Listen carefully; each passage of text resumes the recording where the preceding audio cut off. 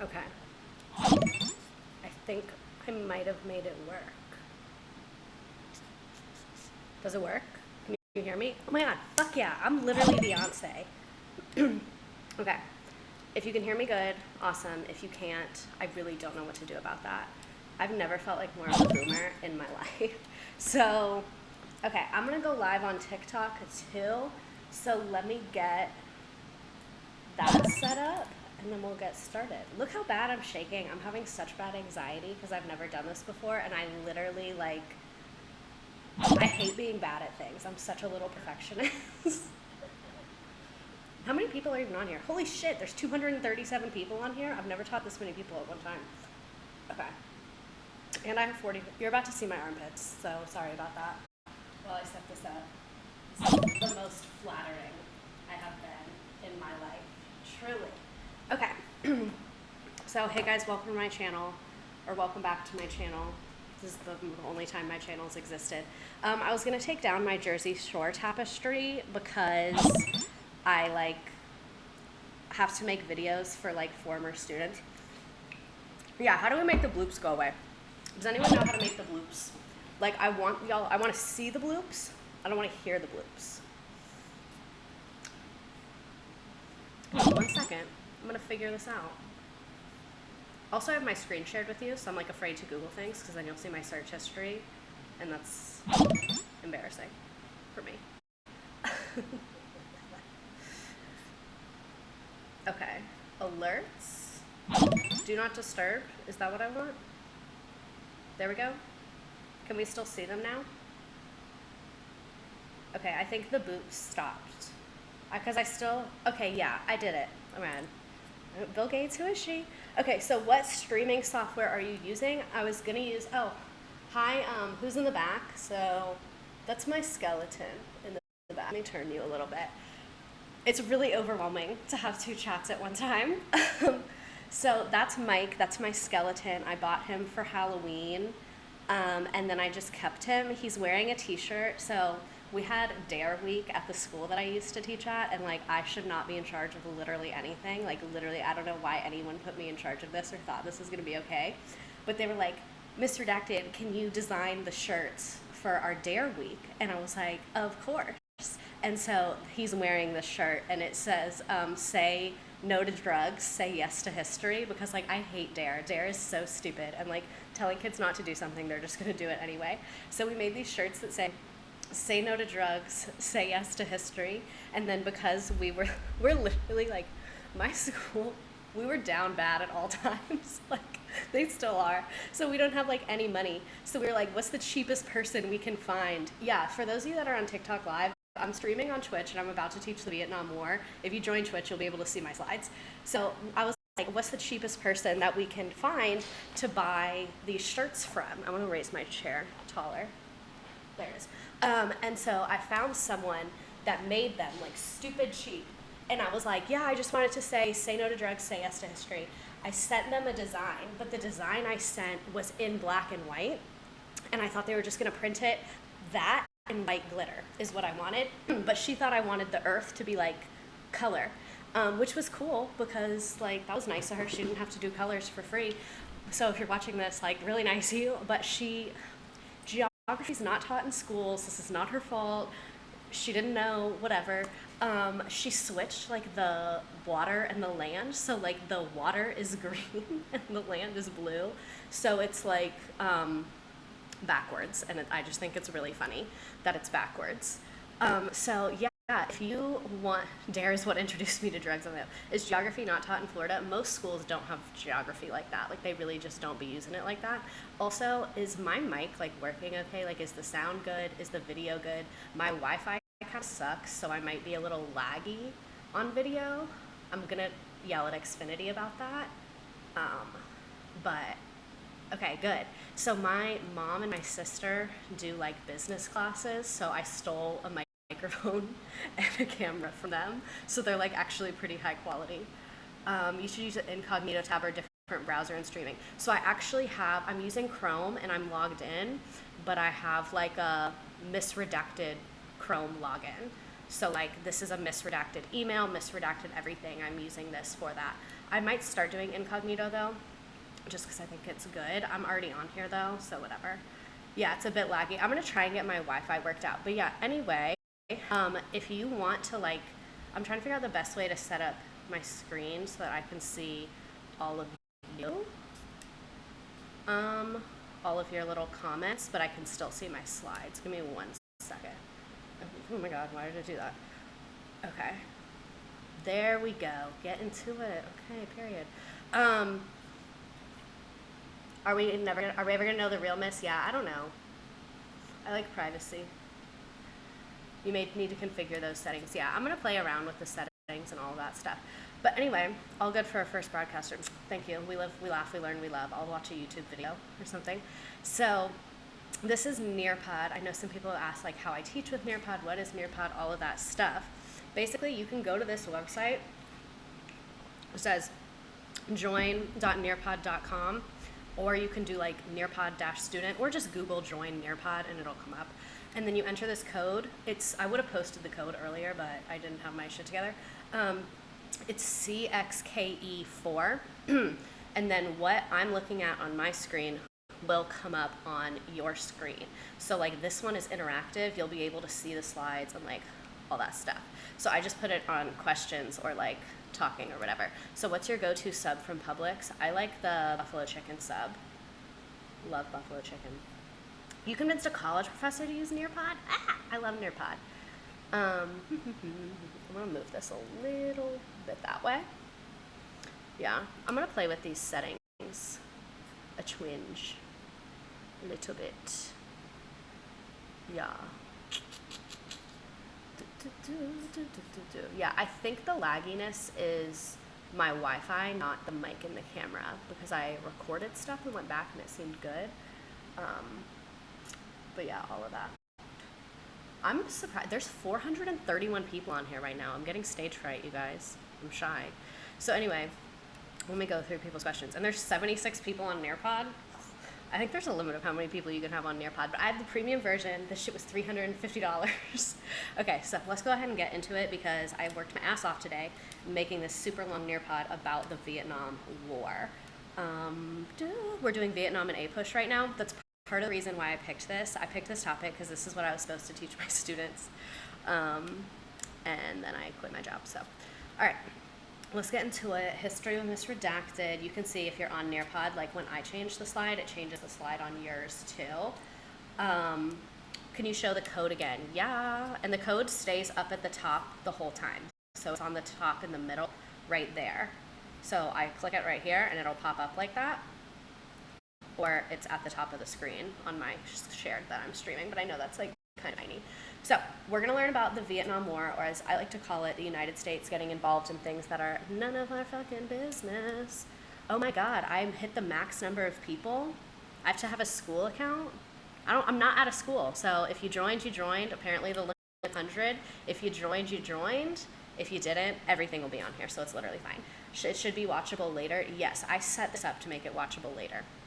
Man, my computer's dying so fast. I might have to switch cameras to like my desktop computer because the MacBook Pro doesn't have enough fucking ports. Okay, so we're gonna learn about the Vietnam War, or the U.S. getting involved in other people's business. Can other people put text on screen? Please be careful of people with Yeah, so other people can put text, but I have it set up so Nearpod automatically filters out anything profane because it's for a school, and I can set it up to where I have to approve anything. So if shit got to that, that's just what I would do. But thank you. So let me like focus and teach. I like looking at the chat, but let me actually like focus and teach what I want to teach you all because it's important. So I'm covering the chat. Sorry, peace and love. All right, so disclaimer, always, I'm a left-leaning 20-something American woman. That's how I've lived my life, and I'm white, obviously. I don't know if you could tell by the everything about me. So these are like my feelings and my interpretation of this event. Other people are going to have different perspectives and a different interpretation of it. I need something to do with my hands. That's fine. Just like don't be an asshole, whatever. Those of you on TikTok that want to see the PowerPoint, go to Twitch. You can stream on there and you'll be able to see everything. Okay, so what the hell are we doing? We're going to go through some background on Vietnam, why the Vietnam War happened, why the U.S. got involved, some military stuff, the anti-war movement, and the impact on American culture. Like I said, you can join on Nearpod. Apparently it maxes out at 100. I'm going to hit them up, tell them what I'm using it for. Even though they rejected me for a job, I'm going to try and get it to where I can get more people on here. But that's kind of cool. It's like first 100 people, you get the code, no one else. So before we get into the Vietnam War, you need to understand what the Cold War is. And yes, you are in class right now. So the Cold War, and I put all my sources on here too, so you can cite it. You know I'm not lying. So the Cold War is, this is what Britannica says, an open yet restricted rivalry that developed after World War II between the U.S. and the Soviet Union and their respective allies. So it's basically just like us beefing with the Soviet Union because after World War II, we were like, hey, we want everybody to be capitalist and democratic and have elections and shit like that. And then the Soviet Union was like, well, we don't really fuck with that and we want everybody to be communist like us. So like we're trying to spread capitalism and they're trying to spread communism. And so that's why in this picture you can see like it's like Uncle Sam and the bear and we're fighting and we're beefing and whatever. So you need to know that we already have this tension with the Soviet Union, especially over communism. And at this point, it's a very like big priority to the United States to contain communism. Like we did not want communism to spread. We weren't going to try and stop it in Russia. Like we're not going to fuck with them. And we're not going to try and fuck with the Chinese and stop them, but we don't want it to be spread to anywhere else. Yeah, the democratic. So that's our whole plan, is that we don't want communism to spread. So that's kind of why we're involved in Vietnam, because we don't want them to become communist. So this is where Vietnam is. Here's a world map. You can see it's a pretty small country in East Asia. Some background on Vietnam. I don't know why I'm shaking so bad. I'm actually fine. Like I'm having a really fun time right now. I really like teaching. I'm sad I'm not a teacher. Anyway, that's a conversation for a therapist. So some background on Vietnam. In the 1800s, France like owned that entire area, and it was called French Indochina. And the people that were living there like obviously didn't fuck with that because they had their land taken away, and a lot of them like became very, very poor because of that. So obviously it's like you're not gonna like that the French own all your land and are like exploiting you for rice and rubber. So it's like the vibes have been bad there for a while. So during World War II, this guy Ho Chi Minh began to gather soldiers. They were called the Viet Minh. I apologize if I pronounce anything incorrectly. I learned everything I know about this from reading, so it's like it's just how I think to pronounce it. Feel free to correct me if I'm wrong. I'll try and keep an eye on that, but feel free to like message me afterwards if I say anything wrong. So Ho Chi Minh began to gather these men to fight the French rulers because they were like, we don't fuck with you, you're taking our land, you're taking our resources, we're gonna fight you. I personally think that's very reasonable. And then during, where was I? It turned into a full-on war, and then President Truman was like, well, we're gonna help France because Ho Chi Minh is a communist and we don't fuck with communism and we want to contain communism. So like the US was like, we're going to help Ho Chi Minh because Truman was worried that if Vietnam fell to communism, the other countries would as well. That's called domino theory. When one country falls to communism, the other ones do as well. So in 1954, fun fact, it's also the year that my dad was born and he almost got drafted to the Vietnam War. So in 1954, that's not funny. In 1954, the Viet Minh signed a treaty that split the country into like the communist north, and then like it says anti-communist, I think non-communist, because they weren't anti-communist, they just weren't communist. The anti-communist in the south, and then there was a communist uprising in the south because the government was pretty corrupt. You can see it gets cut off because I made this today and it was moving quickly. So here's a map so you can see North Vietnam and South Vietnam. Again, this is a relatively small country, and here's some pictures of just like the topography so you can see what it looks like there. I'm gonna have to either unplug this camera or this computer. I'm gonna switch cameras to my web camera and see what happens there. How do I do that? Give me a second, because I don't want my computer to die, and that's stressful. Settings, stream, recording. This is a problem. Go away. Water and pee if you need to. You're learning more than you have in A push. That's fun.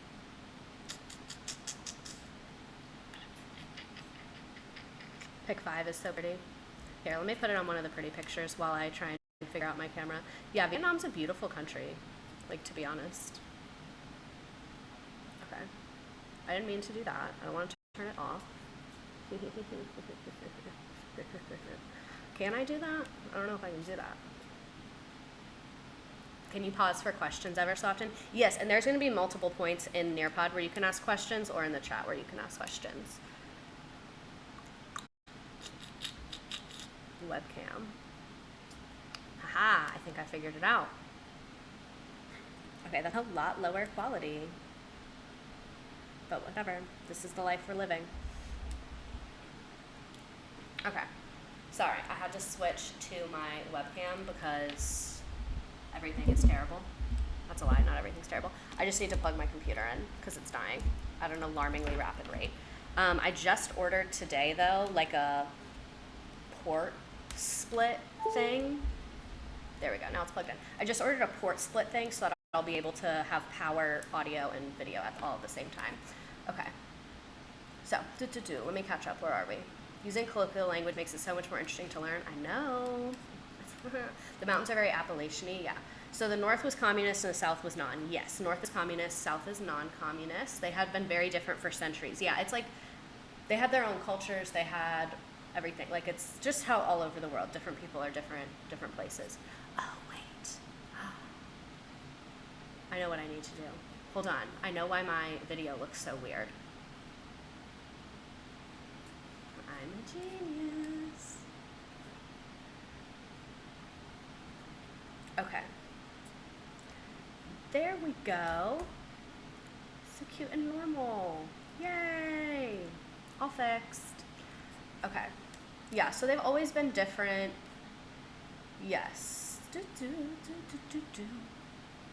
Yeah, and all this is accurate. I have sources on here, but anyway, let's get back into it. Sorry that we had to pause for a second. I appreciate you all being, chill about me being a new streamer. I appreciate that.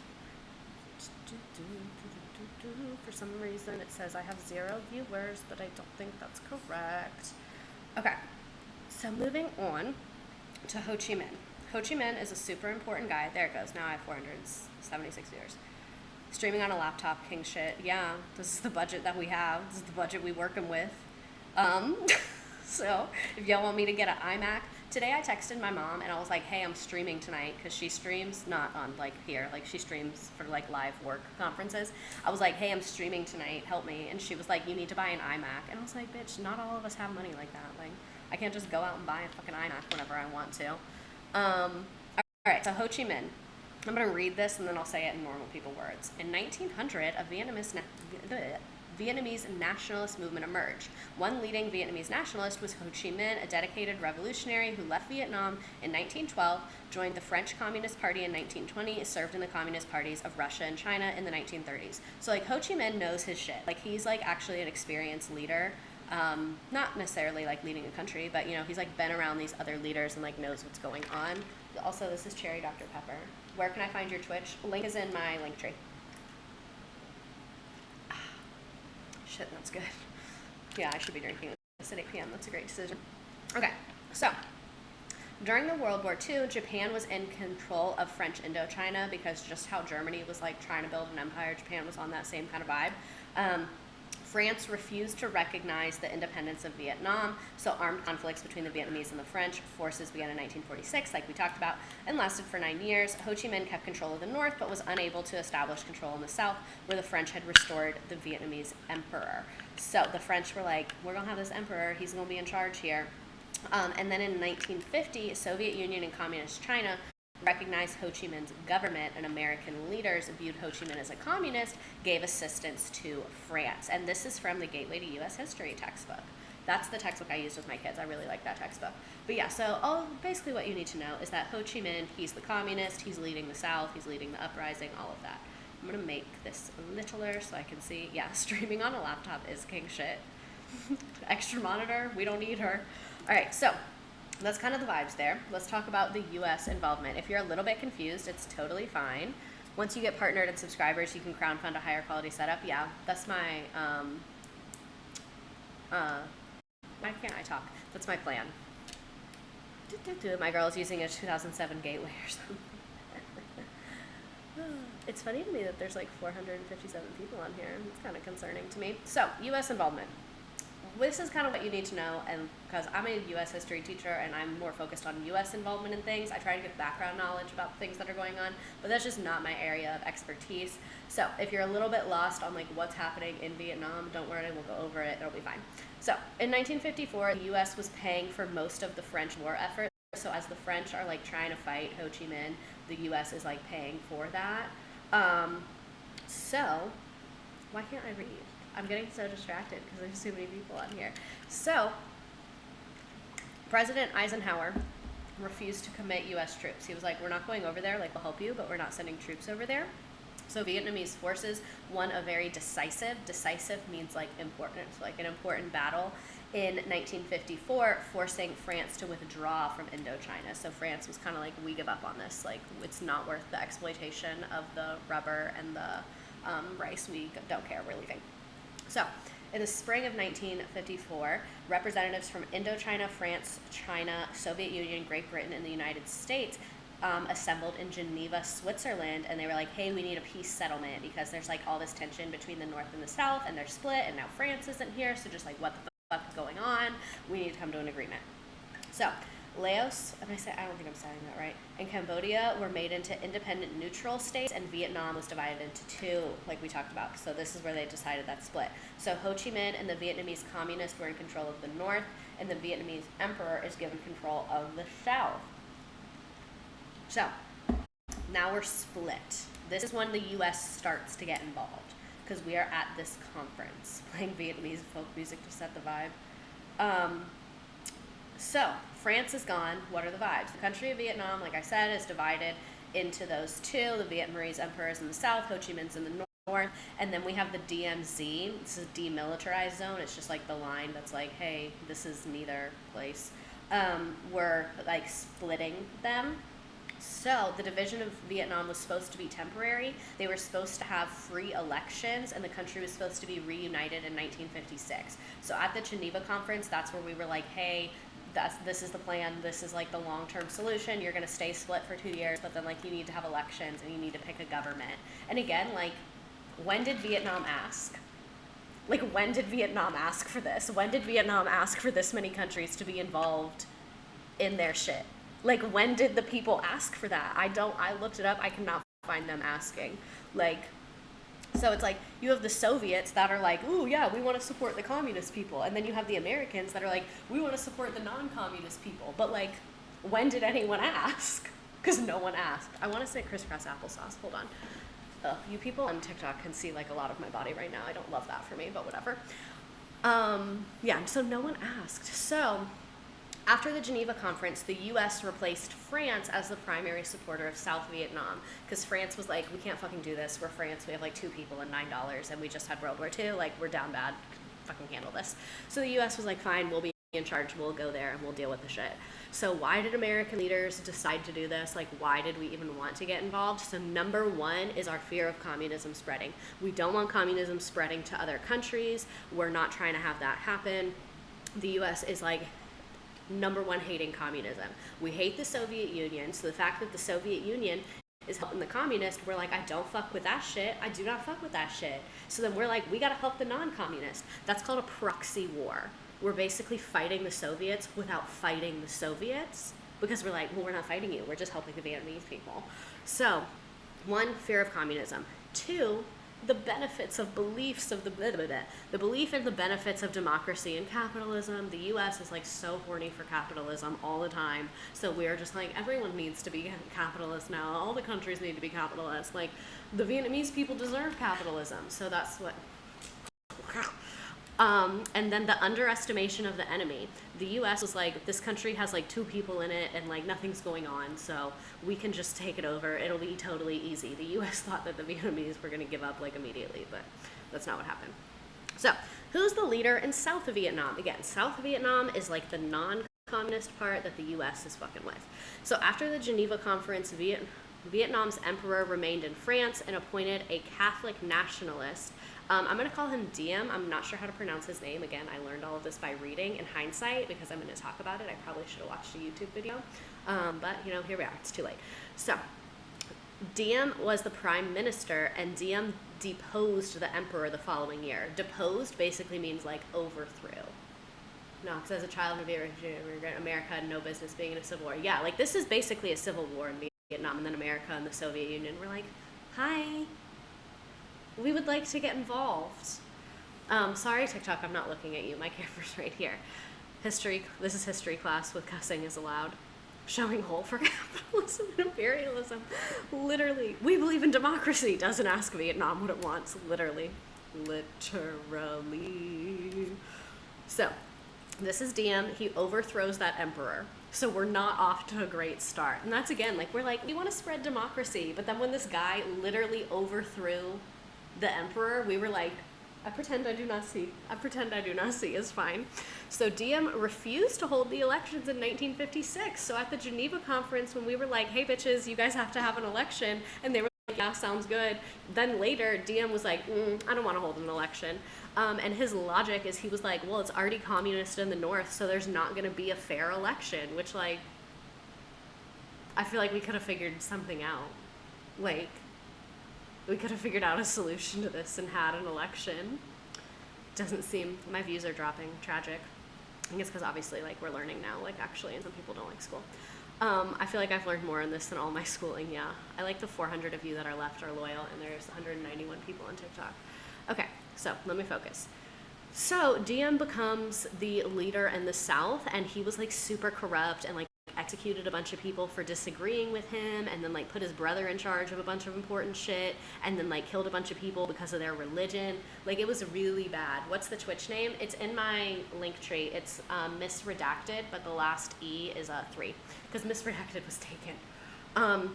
So Diem's brother is, like, hated because he's the head of the police, and it's just, like, super corrupt, and the vibes are super, super bad, and yeah, everything was terrible. And they redistributed a bunch of land. I kind of fuck with that, to be honest, but yeah, Diem was bad vibes. So when Diem refused to hold those elections required that were required by the Geneva Accords, a South Vietnamese communist formed a revolutionary army. So now, like, as a lapsed Catholic, yeah, this is copy and paste from a textbook. That's why I have it, like, signed and sourced, because I like some of the stuff on here. I'm, like, not reading word for word because I don't agree with all of it. Catholic guilt. Yeah, Catholicism is a bitch. Okay, so when Diem refused to hold those elections, a communist uprising started in the South. So, like, it's communist in the North, and our U.S. government is trying to support this guy Diem, but now there's a communist uprising in the South. So, like, communism's just high-key taking over, and then the U.S. is like, let's try and help this guy fight communist, and then also fight the communist part of the other government. So, like, it's just really, really chaotic and bad. So Diem's policies made him, like, super, super unlikable, and everyone hated him because he kind of sucked and was super corrupt, obviously. So he got overthrown and murdered in 1963. Ironically, President Kennedy was assassinated weeks later. My favorite President Kennedy conspiracy theory is that his head just did that.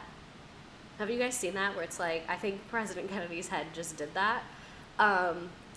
But yeah, so that's my favorite Kennedy theory. So yeah, so Diem is dead, and then Kennedy is dead, and we're like still in the Vietnam War, and it's just like the vibes are really, really bad. But the U.S. not fighting the oppressive Diem makes sense. No, literally, because we were like, we want to spread democracy, and then when the leader we were supporting was like killing people for their political beliefs, we were like, shh, it's fine, everything's fine. It's fine. We'll still support him. We were like, that's our friend. Friends make mistakes. We'll still support him. The US government is a joke. So, now, if you would like to, I'm going to hit start. Those of you that are on Nearpod, you can do a little matchy-matchy here. That's not what I wanted.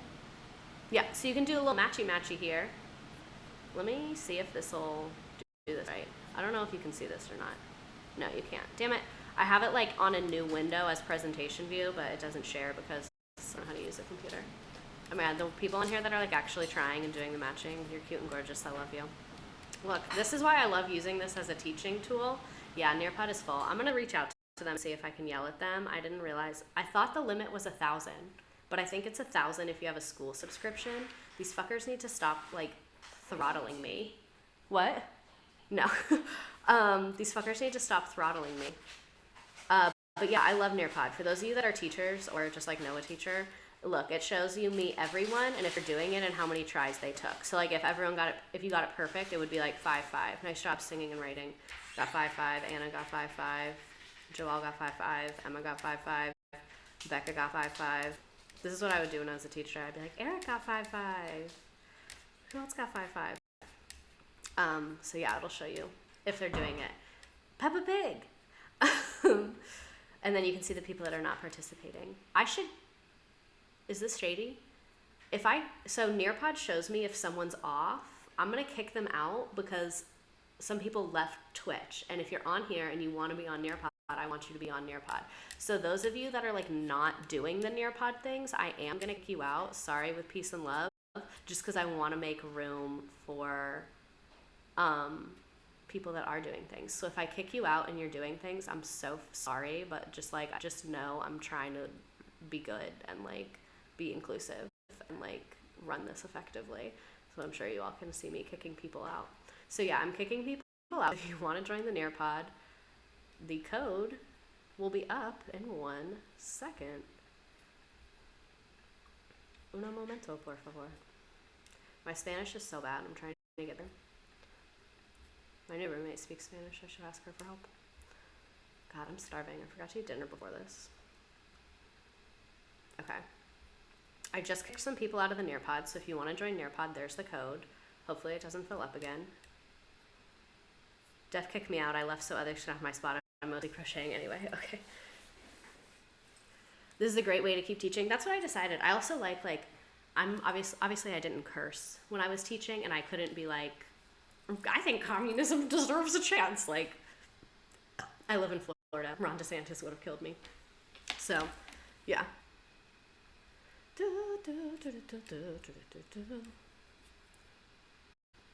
Alright, I'm going to kick a couple more people out that aren't participating. I'll do that like every few slides, just so people can be joining and leaving and all that stuff. Literally, like, can you guys please help me cyberbully Nearpod, because like I applied for a job there, they rejected me. I've done so many trainings for them, literally for free, like not for them, but like for my school district, and they would be like, hey, show people how to use Nearpod. So like if y'all could yell at them to like run me my bag, I would really appreciate that. Okay, so let's talk about why the US Ron DeSantis spawns in your classroom with a guillotine. I had a dream about that one time, that he literally came to my classroom. I had a dream that Ron DeSantis was like on a PR tour, and then he came to my classroom because I'm TikTok famous. This is literally, I'm a narcissist, like just so you know. In my brain, that's the conclusion I came to. I don't know why they would pick me. So I had, people are commenting about your Nearpods on TikTok. Yeah, so I had a dream that Ron DeSantis came in my classroom, and then he slapped me across the face because I had a Black Lives Matter flag. Someone said it sounds like a melatonin dream. Melatonin gave me reoccurring nightmares. But yeah. I reached the max number again. Okay, so why did the U.S. actually send troops in? Because at this point, all we've talked about is the U.S. sending money and the U.S. like having conferences. So why did we actually send like men with boots on the ground? So some background, U.S. warships such as the Maddox had been conducting electronic espionage missions to relay intelligence to South Vietnam. So we had our military ships there, like surveying and like creeping, and then we were telling the South Vietnamese like, hey, bitches be here, hey, bitches be here. So like our military was there, like we weren't boots on the ground, but we did have warships already there. So you need to know that we had our warships there and we had been spying for a while. Like it was not new that we were there. So then on July 31st, 1964, these patrol boats, U.S.-backed patrol boats, shelled 2 North Vietnamese islands in the Gulf of Tonkin, which after the Maddox had headed to the area. As it cruised along on August 2nd, it found itself facing down 3 Soviet-built, because again, this isn't about Vietnam. The U.S. hates Russia. Like, that's why we're doing this, because we hate Russia. Like, that's the whole thing, is we hate Russia. So Soviet-built, so we know that the Soviets are helping the Vietnamese, or at least building their shit. Soviet-built North Vietnamese torpedo boats had come out to chase it away. So, like, we're in their space, we're in their area, so they send out their torpedoes, and they're like, leave, bitch. Like, this is our space, this is our area, what the fuck are you doing? Which, like, I personally think if someone's in your space and in your area, you have the right to be like, get the fuck out of my space, get the fuck out of my area. How did they know it was Soviet-built? So I'm not, like, a weapons expert, but, like, the U.S. and the Soviets, like, didn't share secrets, so you could just kind of tell from, like literally the way the ship looked, like the color of the metal and like the style of it and all of that. What the fuck are you doing in my house moment? Yeah, literally. So like the North Vietnamese were like, what the fuck are you doing? So someone said I thought the Gulf of Tonkin didn't actually happen. I will explain why I think that. So the Maddox fired first. We fired first. We literally fired first. And we said they were warning shots. We were like, well, they were warning shots, so they don't count. They don't count because they're warning shots. So the Maddox fired first, issuing what U.S. authorities describe as warning shots. Undeterred, the 3 boats continued approaching and opened fire with more machine guns and torpedo fire of their own. The Maddox was badly damaged, with at least one of the North Vietnamese boats. The Maddox badly damaged at least one of the North Vietnamese boats while emerging completely unscathed. So our boat didn't even get fucked up. We fired first. Like, we said that they fired first, but we actually fired first. So someone said, I thought this didn't happen. The reason, like, it came out way later that we were the ones that fired first. So that's why a lot of people are like, oh, the Gulf of Tonkin incident didn't happen. It did happen, but at the time, everyone, like, the media said that Vietnam attacked our ship unprovoked. So then, like, a lot of people are saying, oh, it didn't happen. But it did happen. It just happened in a different way than what we thought at the time because the media. Yeah, warning shots are still shots. Yeah, to me, it's like, I think it's warning shots if you're on your land. But if you're on their land, how is that? Not even land, water. Like, how is it a warning shot if it's in their area? The U.S. was like, OMG, we just shot at you. Why are you shooting at us?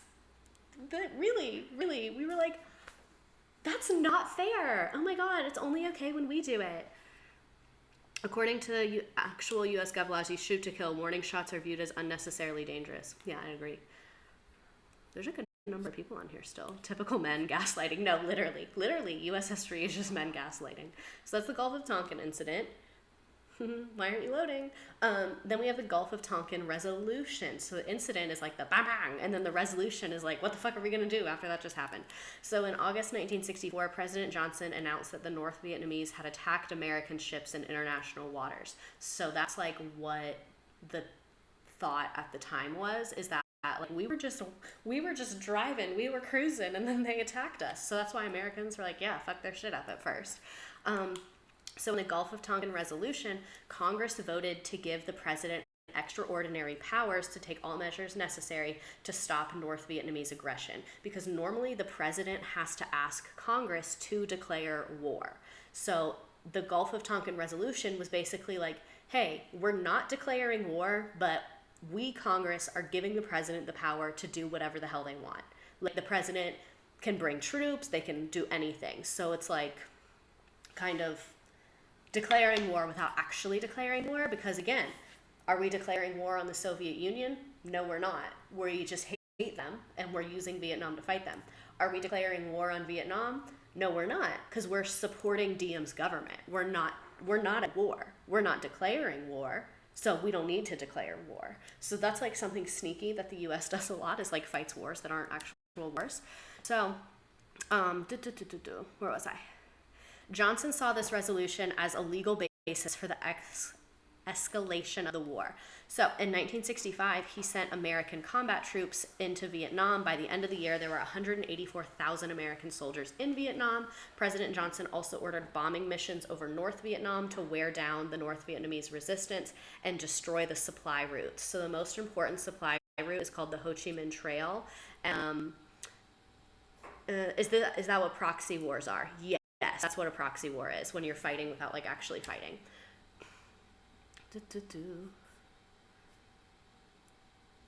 Police action, always a fun way to pronounce war. Yeah, I need to focus.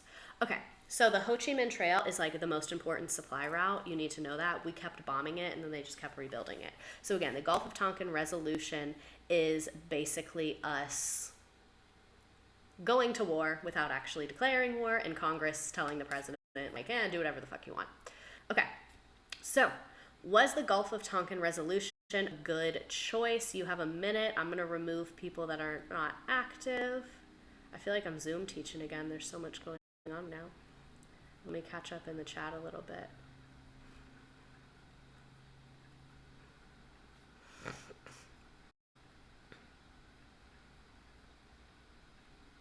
I'm surprised this many people are on Nearpod. I didn't think people would want to do both, because I figured most people would be on like a phone or an iPad or something.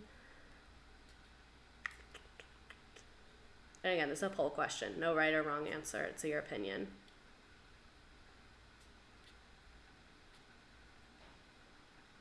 Oh, I think I accidentally set it up as a quiz question, though. I'm incredible. I'm iconic, truly. Yeah. Oh, no, I didn't. I did it right. Okay. If you want to join Nearpod, oh my god, it fills up so fucking fast. This is like making me happy. Let me remove more people. Yeah, there's a good amount of people in red, so let me remove them. Yeah, because if you're on like a phone, you can only have 2 windows at once. So if I was on a phone, I wouldn't be on Nearpod. Cool if you want to see it, but you know the vibes.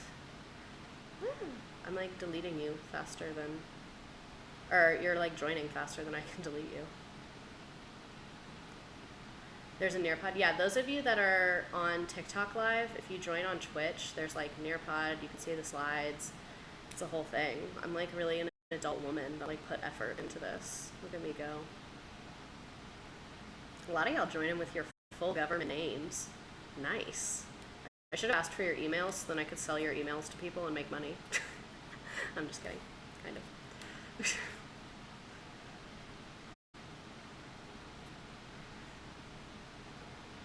God, it keeps yelling at me. It's like, you've reached the maximum number of people. So the Gulf of Tonkin event led to troops on the ground. Yeah, exactly. Kennedy wanted to move away. Yeah, exactly. So basically, can you use it for attendance? Yeah, because it'll give you a report. Let me go through a couple questions first. Okay, so y'all can see results. 64% of people voted for C. Okay, so I'm on a phone.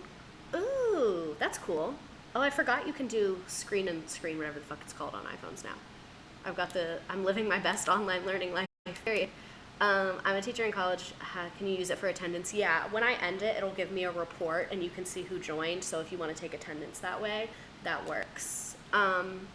Kennedy wanted to move away from expansionist militaristic foreign policy. Yeah, Kennedy was like not really fucking with this that hard. So then when he died and then Johnson took over, it was just like, we're back to square one. Kennedy and the CIA, look how red my ear is.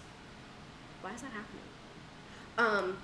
Kennedy and the CIA, not a good history. Very bad vibes between the two of them. So the Gulf of Tonkin event is what led to troops on the ground. Exactly. Please don't delete me. I'm doing a showing that. Oh, I'm sorry. If I deleted you, I'm really sorry.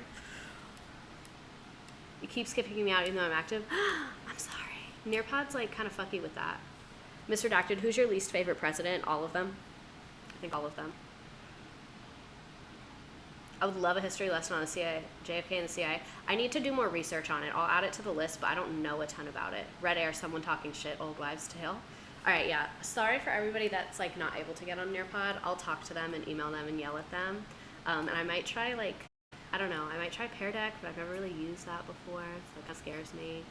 All right, so do you think the U.S. would have gotten involved in Vietnam if it wasn't for the Cold War? Poll question. No right or wrong. Korean War next if we're continuing proxy wars. Yeah, I don't know as much about the Korean War. I was thinking about next just doing the Cold War in general, like an overview, and talking about the Korean War in that, because I just don't know as much about it. And it was a much shorter war. Yeah.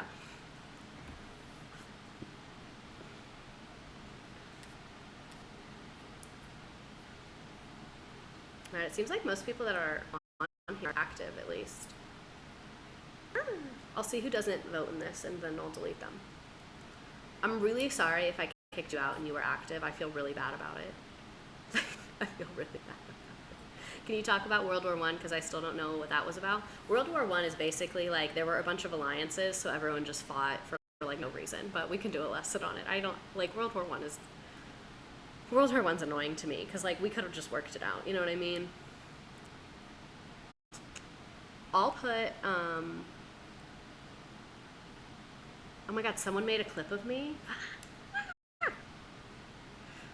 I'm gonna watch that later. Oh my god, I'm fangirling over myself right now. Do you know any Black history would be appropriate timing? Yeah, I actually need to do that. We can do like civil rights stuff left. I can do the Black Panther Party. I never learned about the Black Panther Party in school, and it's so interesting, and they did so much for kids and health and the community. It's crazy. And then the U.S. government was like, we're gonna fucking kill all of you because you're communist, and whatever. So yeah, there's lots of things we can do. I'll post a Google form on my link tree where you can submit things about what you want to learn about. But anyway, let's move on. So, violence in Vietnam. This is a map showing you all the black dots are where the U.S. dropped bombs. So, like, we were fucking their shit up. And you can see they're all over the north and the south. These are the people that we are helping. In the south, these are the people we're helping. So, not pretty chill that we're dropping bombs on them like that, in my opinion. Oh, someone said, please do the Cold War. We didn't cover it at all when I was in high school. This is a part of the Cold War. Vietnam's a part of the Cold War because the reason we're fighting is because Russia is supporting the communists. So we wanted to support the non-communists because we hate Russia. Helping with bombs, very cool. Look, we're helping, drops thousands of bombs, literally. I'm 25 with no business learning more about U.S. history. Learning never stops. Learning never stops. I just want you to know that learning literally never stops. Wouldn't that mean we're dropping bombs on our own troops? They would coordinate it, like they would with air and stuff. I'm sure it happened, but the way the South is more black than the North, because now there's a communist uprising in the South, because like originally we were helping Diem, but then he got overthrown, and then the South Vietnamese people were like, we're fucking with communism, like we're not fucking with y'all because y'all are evil, and like we are fucking with communism. So President Johnson ordered bombing missions over North Vietnam and South Vietnam to wear down North Vietnamese resistance and destroy the supply routes, because the communists in the North were giving supplies to the communists in the South because they were like, yeah, overthrow your government so that we can become like one communist Vietnam all together. So, where was I? The missions failed to achieve either objective, even though Americans eventually dropped more bombs than we did in all of World War II. Everyone learns about World War II, and no one learns about this, and we dropped more bombs on this than we did in World War II. In the whole war. This might be too controversial of a take, but schools only teach when bombs get dropped on white people. I'm sorry, it's true. Schools only teach when bombs get dropped on white people. So the fact that when bombs got dropped on like France and Great Britain, American school systems are like, let's talk about it, but like no one talks about that all these bombs got dropped in Vietnam. Okay. So bombing missions over Vietnam actually tended to strengthen rather than weaken resistance, because then the people in South Vietnam were like, why are there fucking bombs getting dropped on all of us? And the people in North Vietnam were like, yeah, join the communists. Like, this is what we're not fucking with. We don't like this. We don't want to be a part of it. So like, help us and we can fight America. And then the US is just like, we're here to help you with bombs and murder and democracy. And yeah, the Vietnam War, according to Congress, is not a war, but we dropped more bombs than World War II. And Laos, yeah, that's right there if you can see it. Okay, so resentment against the United States grew, and the Vietnamese became even more determined to achieve national communist independence. there was this big communist uprising. So guerrilla warfare in the Viet Cong. Viet Minh was the political organization that was tasked with overthrowing the U.S. imposed government in the South. Viet Cong is the American name for the militia. So when you hear like old white dudes being like the Viet Cong, it's offensive, but like that's what they referred to them as then. It was offensive then as well, but it does have some basis in like reality, if that makes sense. So that's where that term comes from. Wait, if it wasn't an official war, how was there a draft? Because the U.S. is broken. If it doesn't fit America's savior narrative, why would they teach it? Exactly. So the Viet Cong, that's who we're fighting. Some of the Viet Cong are the northern communists. Some of the Viet Cong are the southern communists. Some of the Viet Cong are the southern people that are not communists that are just like, please stop murdering us. So it's basically just all the Vietnamese people that we're fighting. Because again, we're fighting like literally everyone. So Viet Cong is the American name. American soldiers were unable to distinguish Viet Cong from friendly Vietnamese people, friendly meaning the people that liked America, which is very far and few between. They were unable to distinguish it because the Viet Cong didn't really wear uniforms like that. Like they would just kind of like wear whatever fit that they had on. So like our soldiers were like, oh, we're used to like World War II. Like our soldiers didn't know how to fight them because our soldiers only knew how to fight in like an organized way where it's like, they're wearing this color, so that's how I know who to murder. But like in Vietnam, you can see in this picture, they had like these tunnel systems and they didn't really fight like a battle. They would just fight like sporadically everywhere. And like our soldiers were just like not trained to handle that. And then like the reason I showed you all the pics of like the landscape is so that you could see like how mountainous it is and how jungly it is. Like our soldiers had never lived anywhere like that. Like they didn't know how to handle that. They didn't know how to do that. So they were just like incompetent, basically. Did the US have economic interest in Vietnam too? So I don't know if we had like direct, like we owned shit. I don't know about that, but I do know that the US made it a priority because we wanted to be able to trade. Like we didn't want communism to take over because we wanted to be able to have international trade. So it wasn't so much that like, oh, we have a ton of specific economic interest here. It was like, we want everyone to be capitalists so that we can all trade together and like make money off of this stuff. And the shipping routes, exactly. American forces, I don't know the difference between these people. I guess I'll kill all of them. We are big dummies comparatively. Yeah, exactly. So American units occasionally destroyed entire villages in search of the enemy, which we'll talk about, the really terrible one. So here's what I was talking about, the Ho Chi Minh Trail. You can see it's in red right here, and this is how the communists in the north were getting like weapons and shit like that to the communists in the south, was on this trail. So the US like kept trying to bomb it, but it was a really basic trail. Like it was not high tech at all. So like we would bomb it and they would be like, okay, we're just gonna make a new trail.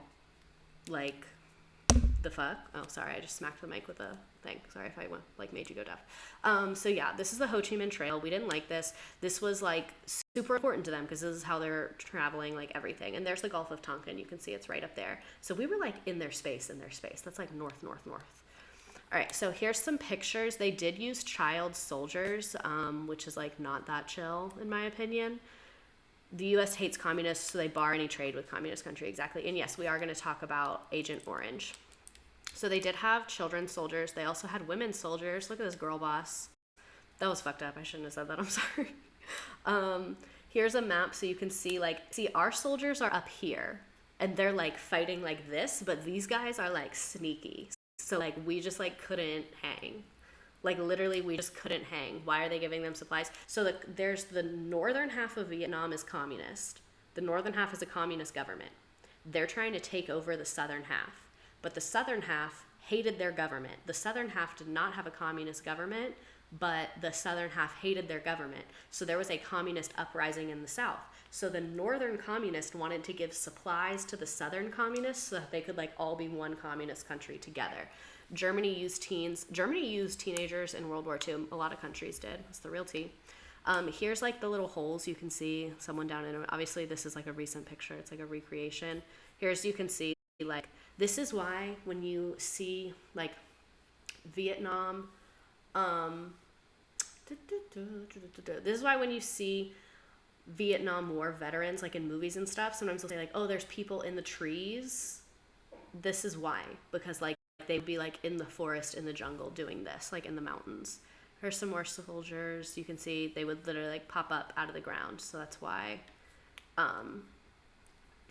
that, like, oh, there's people in the trees. That's where that comes from. Not the skeleton with the flared jeans. So someone said that's not true. It comes from this. If I made a mistake, I'm sorry. If I make a mistake in anything, please email me. I'm not like an expert in everything, but this is just like from my own research and like teaching and stuff. All right, so more Nearpod things. It's a fill in the blank. Yay. So I'll give you a second to do that, and then I'll show you the answers.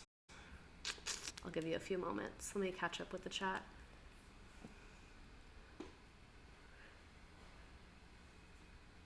Agent Orange was tested in Puerto Rico? I didn't know that.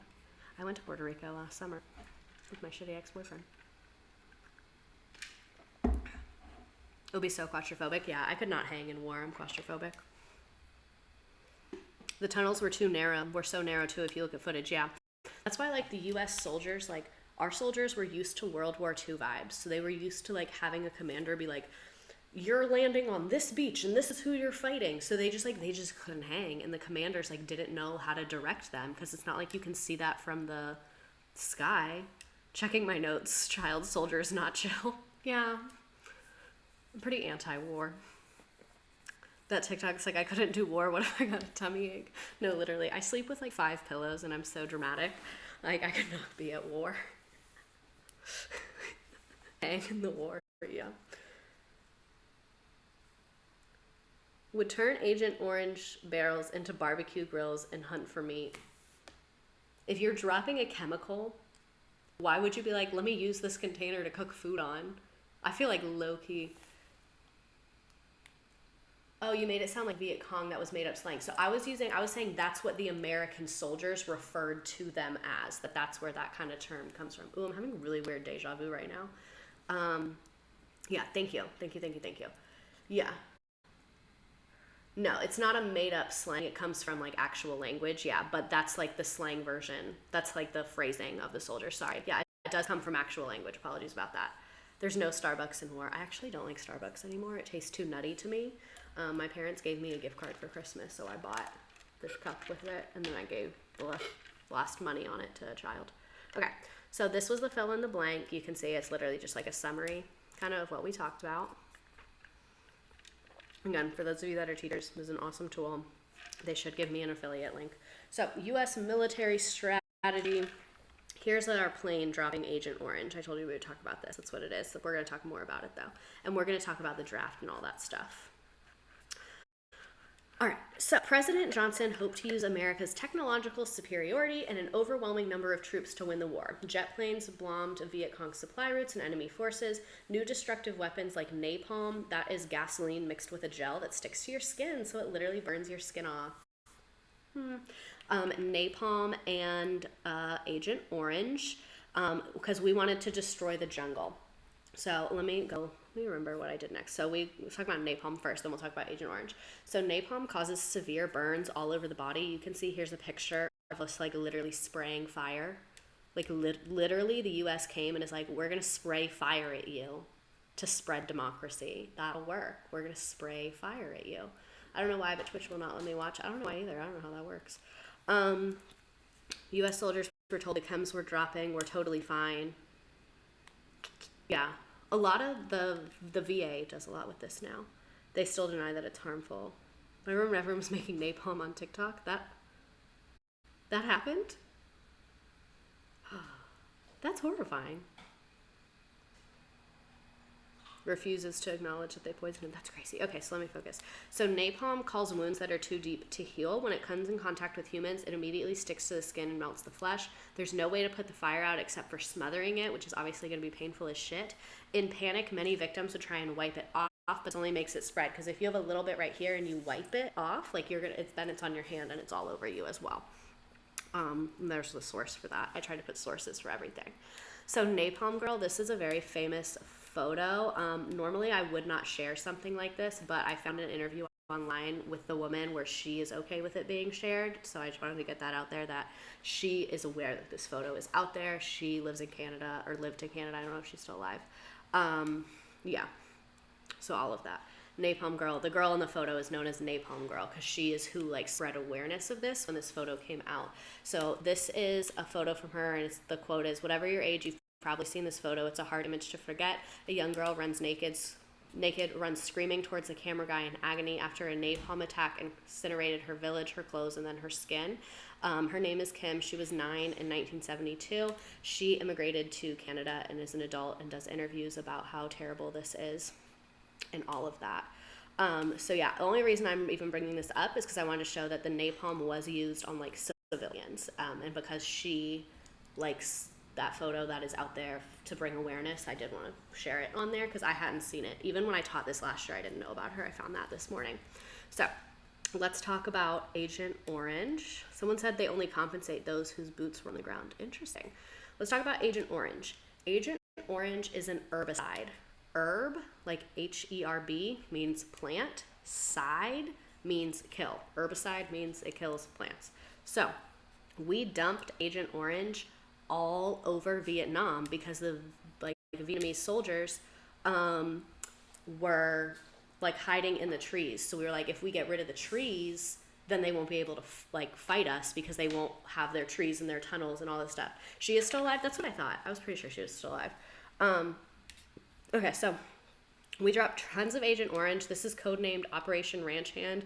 We dropped 20 million gallons over Vietnam and Cambodia and Laos all throughout this time period. It contained a deadly chemical dioxin, which is commonly used in herbicide. It was later proven to cause serious health issues, including cancer, birth defects, rashes, severe psychological and neurological problems among the Vietnamese people, as well as U.S. servicemen and their families. Because not only does it affect you when it gets dropped on you, it has like, the effects can be generational. Like if I had Agent Orange dropped on me, maybe I have some issues, but I could have a baby and that baby could have a ton of birth defects. So like there's a lot of research out there about this and the effects of this, but they like have like hospitals and things for like specifically Agent Orange victims and like kids born with issues because of Agent Orange, and it affects their genetic material. Yeah, it's like really, really, really bad.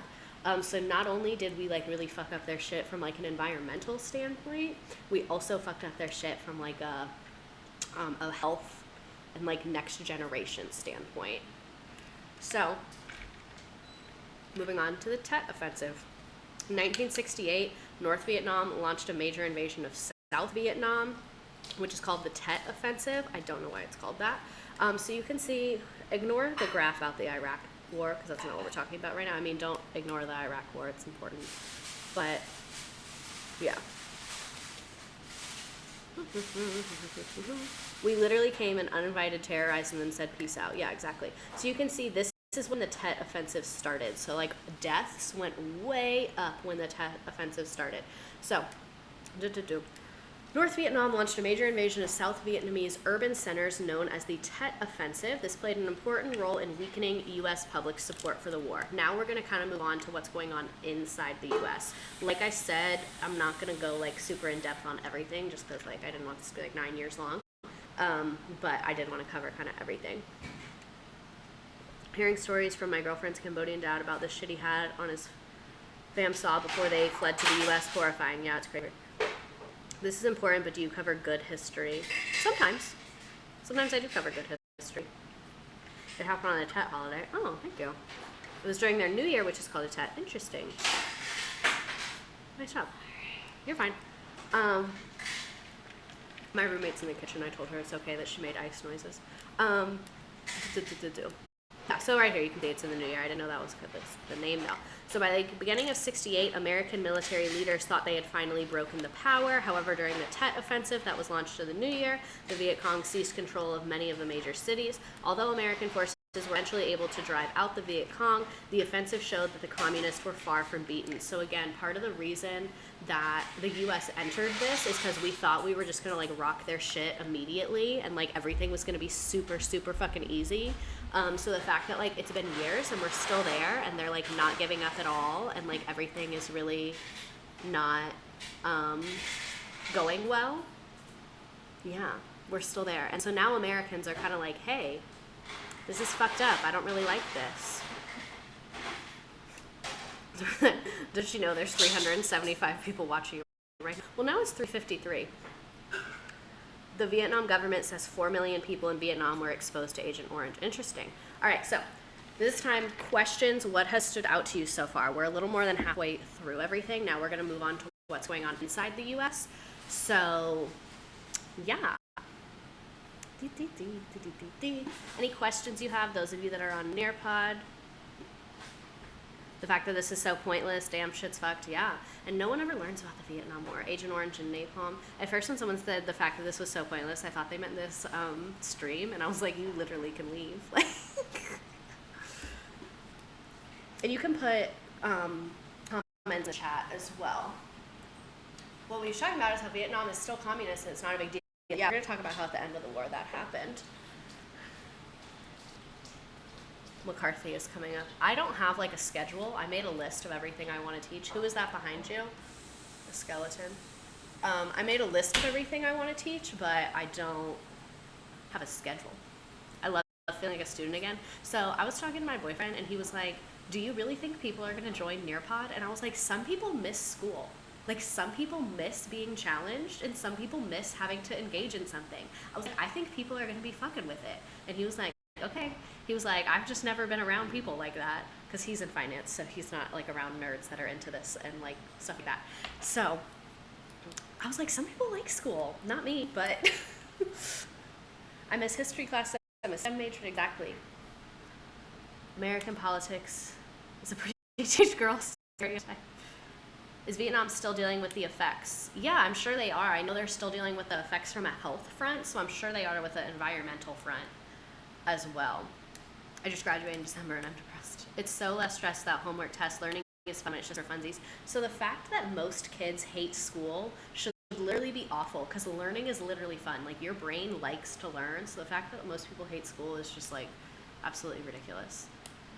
All right, so let me answer any of these questions. I don't remember learning about napalm and APUSH. The U.S. is horny for communism. I'm surprised it's letting you all curse on here. Sometimes my students would try and it didn't work, but maybe that's because we were on the school Wi-Fi. What are the biggest effects in Vietnam today? I would say definitely they still are dealing with birth defects is an issue, like health stuff, and they have like a lot of people that were like born with birth defects and are very, very disabled from those birth defects that require, like, obviously you need like some care. Someone said you should make a Google Classroom and give us real assignments. Yeah, we literally just deforested Vietnam. So I would say the birth effects is a big challenge for them, and still a lot of people are affected by that. And the environmental impact, it took a long time to regrow forests and all those things. I will say I miss a good DBQ. All right. As an American, not learning about this is crazy. Yeah. Can you explain communism versus socialism? Honestly, I'm not educated enough on like the ins and outs of socialism to do that, but I can learn about it and do it. We did that in Iraq as well. So let's make a Google Classroom. Are you guys my new students? How can we tip you? I don't know. The UN just didn't care. So you have to keep in mind the UN is very new, and the UN doesn't fuck with communism, because the UN was created and then the Soviets were like, well, we don't fuck with you, and the UN didn't fuck with them. So the UN was kind of like not going to do anything because they liked it. You know what I mean? You can set up a donation link through PayPal. I should do that. It's still hard for them to grow in specific parts. The chemicals will get in the food and the birth defects will continue. Yeah, can you share DBQ? This is part of the Cold War. Yeah, it is. This happened during the Cold War, and the reason we did it is because we hated Russia. Because I'm in 11th and I never learned any of this. I teach 11th graders. Depending on what state you're in, you would have not learned about this. This was a part of my curriculum for my kids. All right. So, emblematic example of the U.S. being awful. The My Lai massacre. I know I said we were going to move on to America, but I forgot about this. So, the My Lai massacre is one of the most horrific incidents of violence committed against unarmed civilians during the Vietnam War. I'm saying this is emblematic because this is one that we found out about. I think that a lot of people, after 7 streams, you can get monetized. People can sub for $5. Cool. So anyway, the My Lai massacre, I say it's emblematic because we like killed a lot of civilians, and this is something that got like released that it happened. So I wouldn't be surprised if there's lots of things that happen like this that were kept a secret. You know what I mean? Some people said that they've learned about this. Yeah, some people do learn about this in school. Okay. So the My Lai massacre is one of the most horrific. Okay, so when they arrived after dawn, the soldiers that were led by this guy named Callie, they didn't find any Viet Cong soldiers in this village. Instead, they came across a quiet village primarily of women, children, and old men preparing breakfast rice. Villagers were rounded up into groups and soldiers inspected their huts. So like one, violation of privacy. Despite only finding a few weapons, Callie ordered his men to begin shooting at the villagers. Some soldiers balked at Callie's command, but within seconds the massacre had begun, Callie himself shooting many men, women, and children. Mothers who were shielding their children were shot, and when children tried to run away, they were too slaughtered. Huts were set on fire. Anyone inside who tried to escape was gunned down. In addition to killing unarmed men, women, and children, the soldiers slaughtered countless livestock, raped an unknown number of women and children, and burned the village to the ground. This is a quote. It says, "I saw them shoot an M79 into a group of people who were still alive. It was mostly done with a machine gun. They were shooting women and children just like anybody else. This was a soldier at the scene." Callie was reported to have dragged dozens of people, including young children, into a ditch before executing all of them with a machine gun. Not a single shot was fired on any U.S. soldiers. Not a single shot was fired on the U.S. soldiers here. That's important. Not a single one. Not one. And this is, again, it's women and children. Oh, fuck. My TikTok is mad at me. Okay, sorry, I'm back. Love you. This is why I swipe left on politicians and military and Tinder. Yeah.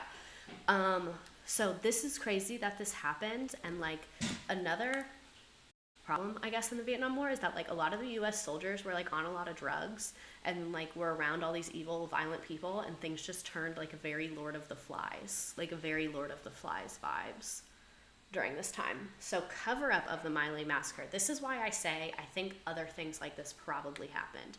So by the time it ended, 504 people were dead. Among the victims were 182 women, 17 of them pregnant, 173 children, including 56 infants. I like how my views dropped way down once I started talking about this, because a lot of people don't like to learn sad things. How can anyone support our soldiers after this? Exactly. How many other cover-ups happened? This is the one we found out about. I bet there's more. Knowing the news of the massacre would cause a scandal, officers that were higher up immediately made efforts to downplay the bloodshed. So they just said, like, oh, it was a couple people, the vibes were bad, a couple people died. So this cover-up continued until this guy named Ron Rittenhauer, who was a soldier he was not there, but he had heard from people that were there, and he was like, that's super fucked up. So he began a campaign to bring the events to light. He wrote a bunch of letters to the president, the Pentagon, the State Department, chiefs of staff, many congressmen, where he basically wrote, like, this is what happened, this is not okay, like, someone needs to talk about this. If you don't talk about this, I'm gonna go public with this. Like, basically just was saying that it's not okay. And then none of those people answered him, so he was like, yeah, I'm gonna go tell an investigative journalist about this. And then the investigative journalist, Seymour Hersh, broke the story. So the only reason that this is, like, public knowledge is because, like, this one guy found out about it and, like, fought. So that's why I'm saying, like, a ton of other things could have happened and we just, like, wouldn't know about it. A lot of people in the chat are, like, debating the ethics of soldiers in the military. My stance on that is that I personally would not join the military, but a lot of the people in the military are low-income people that are trying to make improvements for their life and make improvements for the world, or not the world, but, like, their world. Like, they're trying to get ahead and take care of their families, and, like, they are not the ones making the decision, so I don't think it's fair to put all the blame on them. I think more blame should be placed on leaders than anybody else, but it is also, like, see something, say something. Everyone in a situation has a responsibility to speak evil. So I think it's a gray area, and I have mixed feelings about it. All right, so did you learn about the My Lai massacre in school? I was curious to see if people learned about this, and feel free to tell me in, like, the chat. My sister just texted me. That's embarrassing. Feel free to tell me in the chat or on TikTok in the chat. There's so many things happening right now. The U.S. government goes into low-income schools and convinces poor children to enlist. Yeah, I taught in a Title I school. It was a predominantly Black and Hispanic school in an inner city, and the military recruited there very frequently. I would always be there with my little pamphlets and be like, does anyone want to learn about AmeriCorps? Does anyone want to learn about the Peace Corps? Like, trying to get kids to realize that there's other options. Shit. I don't even know if we covered the Cold War at all. So far, most popular answer is no, we learned the Vietnam War, but not about this. I'll give people a couple more minutes to answer.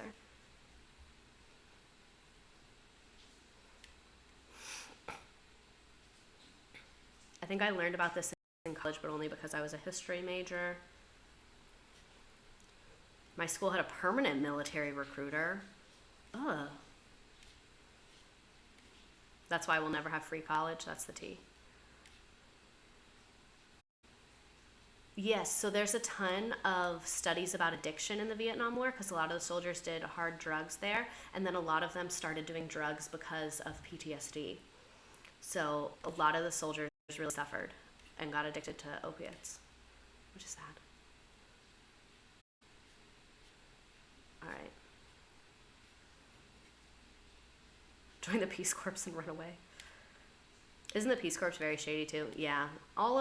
Any system exists in capitalism and is inherently going to exploit some people. Like, that's just, there's no perfect thing, you know? Never had a recruiter visit any AP classes, but in my remedial classes, different story. Interesting. Ours never come into classes. They would come into, like, the military classes, like JROTC and stuff like that. But other than that, they would just recruit during lunch and in the morning and afternoon and stuff. All right, let me kick some people out of Nearpod that aren't voting. Nick. Ugh, no, it's not. This is so annoying. I wish I would let more of you all join. Okay. So, the U.S. instates the draft. Our government instated the draft. Someone asked, how could they do that? There are Army recruiters that go to your schools from a Canadian. Yeah, it's bad. We're bad here. It's not good. Someone asked, how were they able to institute the draft if it wasn't technically a war? I actually don't know. That's like the best question I've ever gotten. That's a very good question. I don't know. I think because Congress passes the draft? I don't know. Okay, so the U.S. institutes the draft. The U.S. needed more men to fight because obviously people are really not trying to go to war. That's like not something that people want to do. So they introduced conscription. Conscription is the draft. Conscription is how all men aged 18 to 26 could be selected and forced to fight. And if you're like, no, having us watch Forrest Gump is how they taught the Vietnam War. Was it an executive order? I don't know. I need to look into this. Okay. So if you get drafted and you're like, hey, I don't want to go to war, they're like, fuck you, bitch, you're going to jail. You could be a conscientious objector and you could be like, it's against my religion to fight in war, and then they'd be like, oh, fine, you can like work at the factory or do paperwork or some shit like that. Like they would still make you do shit basically, but they just wouldn't put you like on the front lines.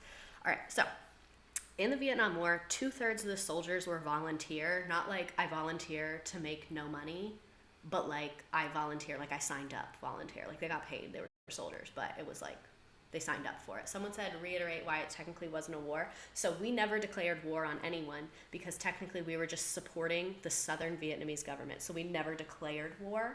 And Congress basically just told the president, like, do whatever the fuck you want. So technically it's not a war, but it is a war. So basically the draft board would call people and evaluate the men.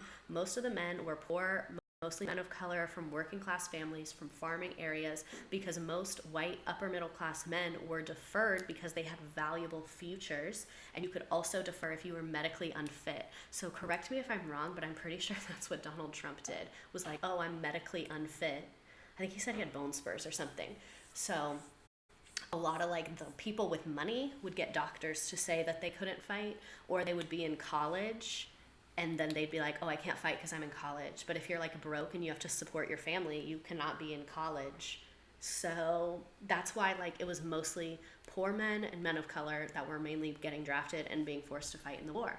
So obviously like that's pretty bad vibes. What is considered a valuable future, like a career? Yeah, like they were in college or they like owned businesses. So they're like, he can't die. He's an upstanding member of the community. But in reality, they were just white.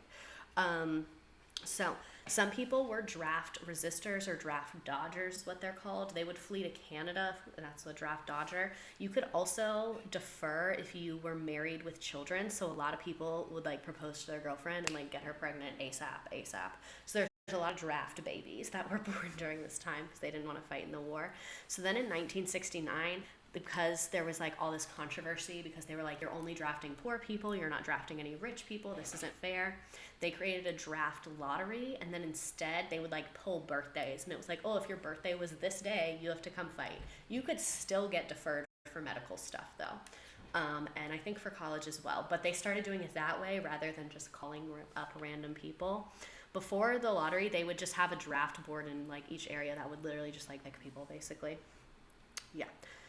So, between 1964 and 73, we drafted 2.2 million American men out of an eligible pool of 27 million. So, we had 27 million men that were eligible to be drafted, and we actually drafted about 2 million of them. I was about to say fun fact, but it's not a fun fact. Also, sole surviving sons were not drafted. Yeah, exactly. My dad almost got drafted. Oh, someone said I'm a draft baby. They came for my dad. My mom was pregnant with me. He was the son of an only son, and they left him alone. Very nice. So my dad was almost drafted. When they called the birthdays, his was like next in line or something, but then he didn't actually have to go because the war like stopped. But yeah, my dad almost got drafted. I don't think he would do well in war, and I don't think he would mind me saying that. He's kind of high maintenance like I am. My grandpa was drafted. If I got drafted, I would kill myself. I'm not joking though. Like I really wouldn't. So if you were a young man during this time, what would you have done if you had gotten drafted? Again, poll question. Here's what it looks like for those of you. There we go. And feel free to answer in the chat. Whatever your answers are: go to war, flee to Canada, fake my own death, get married and get her pregnant, or go to college. Women can be drafted now? I don't think so. If they can, then I need to do something about that.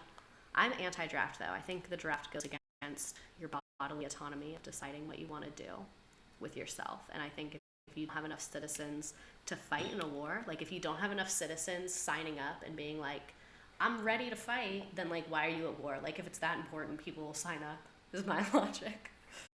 Get a woman pregnant because I'm gay. Deaf Canada.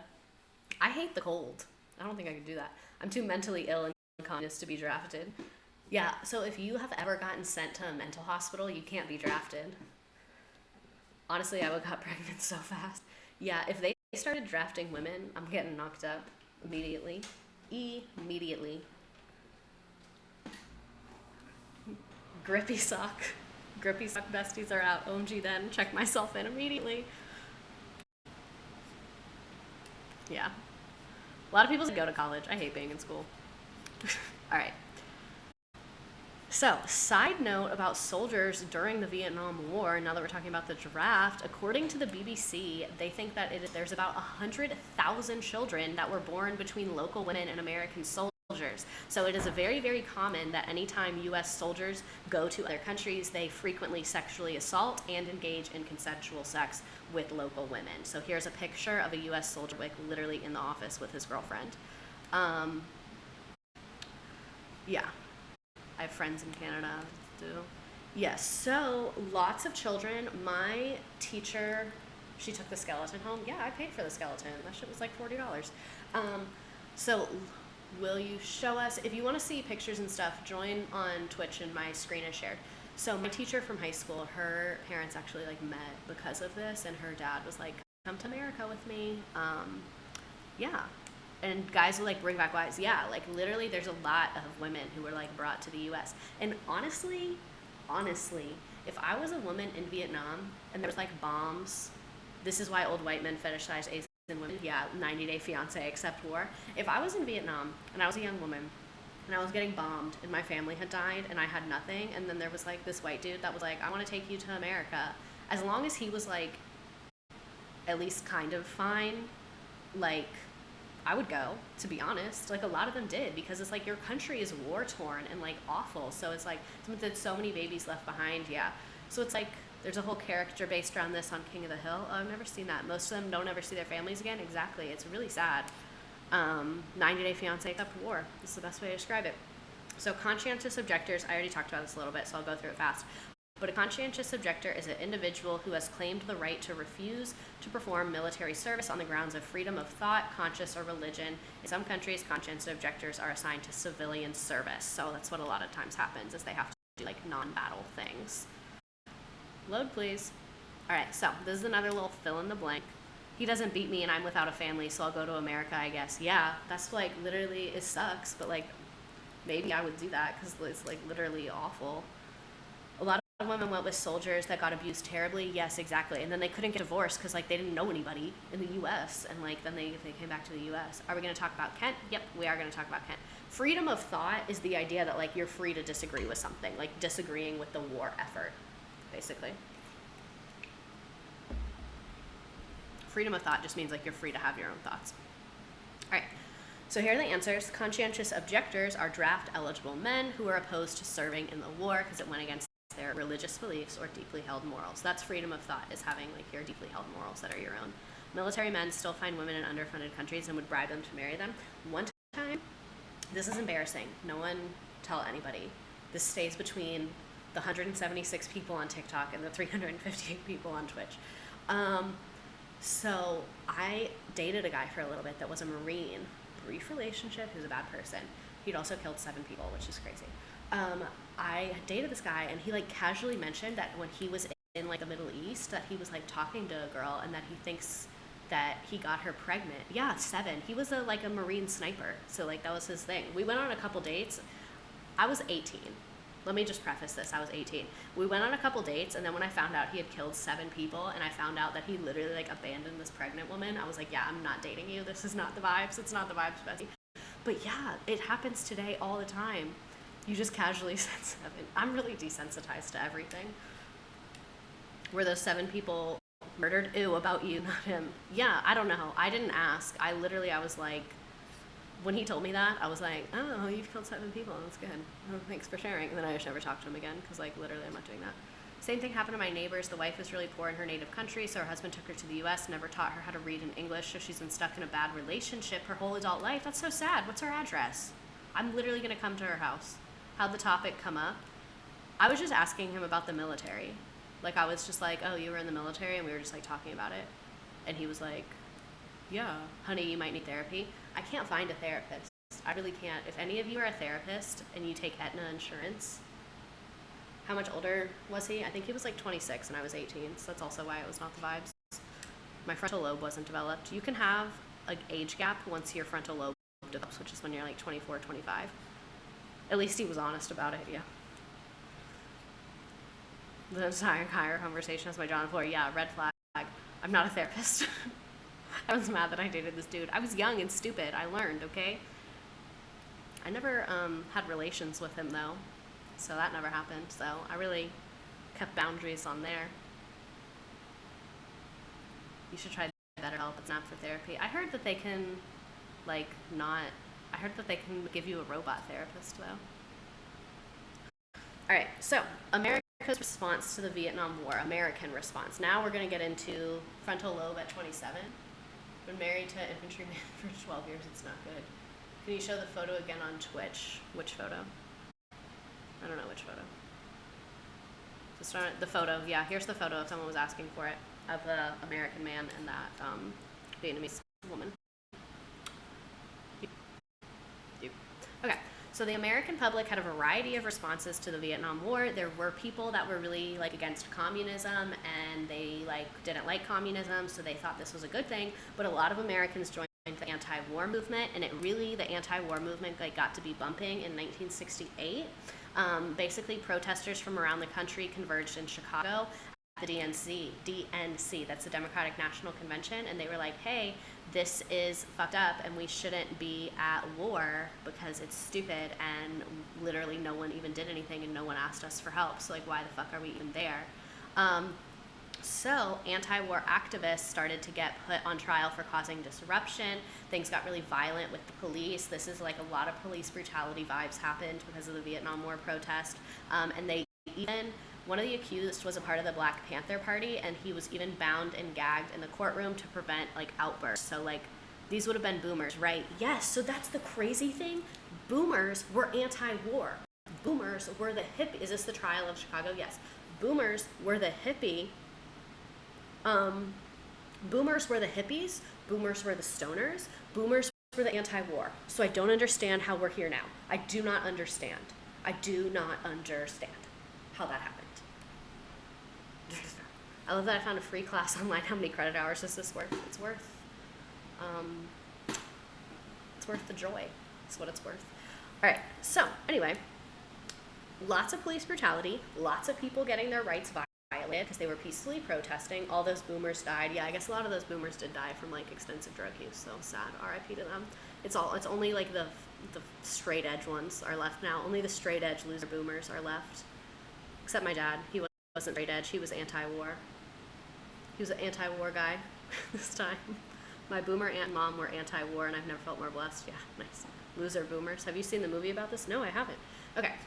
So, anti-war protests organized continual marches and demonstration all around the country. At Kent State in Ohio, National Guardsmen were called in to control an anti-war demonstration. Several of the inexperienced guards fired. I don't care if you're inexperienced. If you're inexperienced, just do nothing. Like, if you're inexperienced, just don't do anything. Just literally don't do anything. Some of those guards fired, and they killed 4 students and wounded 9 others. American college students throughout the country went and shut down their campuses in protest. An estimated 4 million students went on strike because, like, college kids were upset because they were like, we're the ones that are eligible to be drafted. We're the ones suffering. The Vietnam War was also, like, really fucking up our economy, low-key, high-key. So they, like, were upset that, like, their peers protested and then fucking died. Like, American kids peacefully protesting on college campus died. The U.S. government killed them. So obviously that's like a big deal.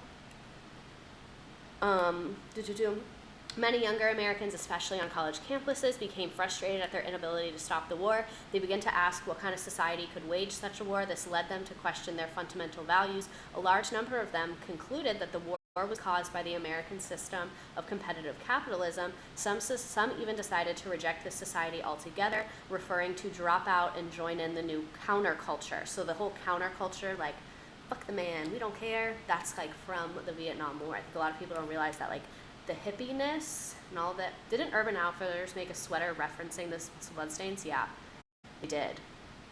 They did do that. Urban Outfitters didn't read the room with that. It was all the lead chips, capitalism at it again, yeah. So the anti-war movement and the youth culture of the 60s reinforced each other, encouraging a search for a better way of life. And again, this is from the Gateway to U.S. History textbook. So here's some pictures from the anti-war movement. You can see, end the war in Vietnam, abolish the draft. They did have color photography at this time. However, it was very expensive, and the color cameras were bigger. So that's why a lot of the pictures are in black and white, because more like, it was only like companies that had color. Like, it wasn't like many families would have a color camera. So a lot of the pictures are in black and white, but I always try and find some in color. This class is worth 1 million credit hours. The shooting is a pretty big part of Kent State history. Yeah, a girl I went to high school with went to Kent State for college. So here's the pictures. You can see this is like a sit-in outside a government building. Vietnam for the Vietnamese, get out. That's how a lot of people felt, is that, like, this is the Vietnamese people's business. Like, their argument over communism is their business. Like, it's not our business and it's not our problem, was the sentiment of most Americans. I don't know about most, but a significant number of Americans. Picture number 4, you can see this is another protest. I think that one's in another country, though. Respect the Geneva Accords. The war erodes the Great Society. So the Great Society was basically like all these like social programs, like food stamps and childcare and like all of this and stuff. So people were like, you're not spending money on these social programs because you're spending all your money on the Vietnam War. So someone said I have to go, but I really liked all this. Hope you stream again. I am. I'm going to do this once a week. So a lot of people felt like we should be spending money on social programs. You can see end the war on poverty. A lot of people were like, or end war, end poverty is what I mean. A lot of people were like, we're spending money on war and there's a lot of people suffering. Get the hell out of Vietnam. You can see as a picture, this is like iconic, this woman holding up flowers to the like police brutality people. Vietnam veterans against the war. That's what was crazy, is that this war, thank you LBJ for social programs. Yes, Lyndon Johnson passed a lot of social programs. So many like, let me figure out what I'm trying to say. This war lasted so long that there were veterans while the war was still happening. Like, there were men who fought and came back and then were like, hey, we shouldn't be fucking doing that. Like, we shouldn't be at war. We shouldn't be fighting. This is bullshit. Like, I was there and I saw how fucking stupid it is, so I don't like this. So that's why it says Vietnam veterans against the war. Get out of Vietnam. There's a picture that I swear to you I had on here. I swear to you I had it. I'm gonna Google it.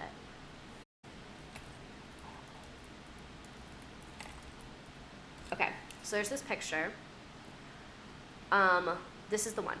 We won't fight another rich man's war. It was like a really big sentiment. This one too. My son was killed in Vietnam. What for? Like, it was a big sentiment that, like, this is a war that people are making money off of. Like, all these military companies would make money. Like, this is a war that's, like, affecting poor people. Like, this is rich men affecting poor people.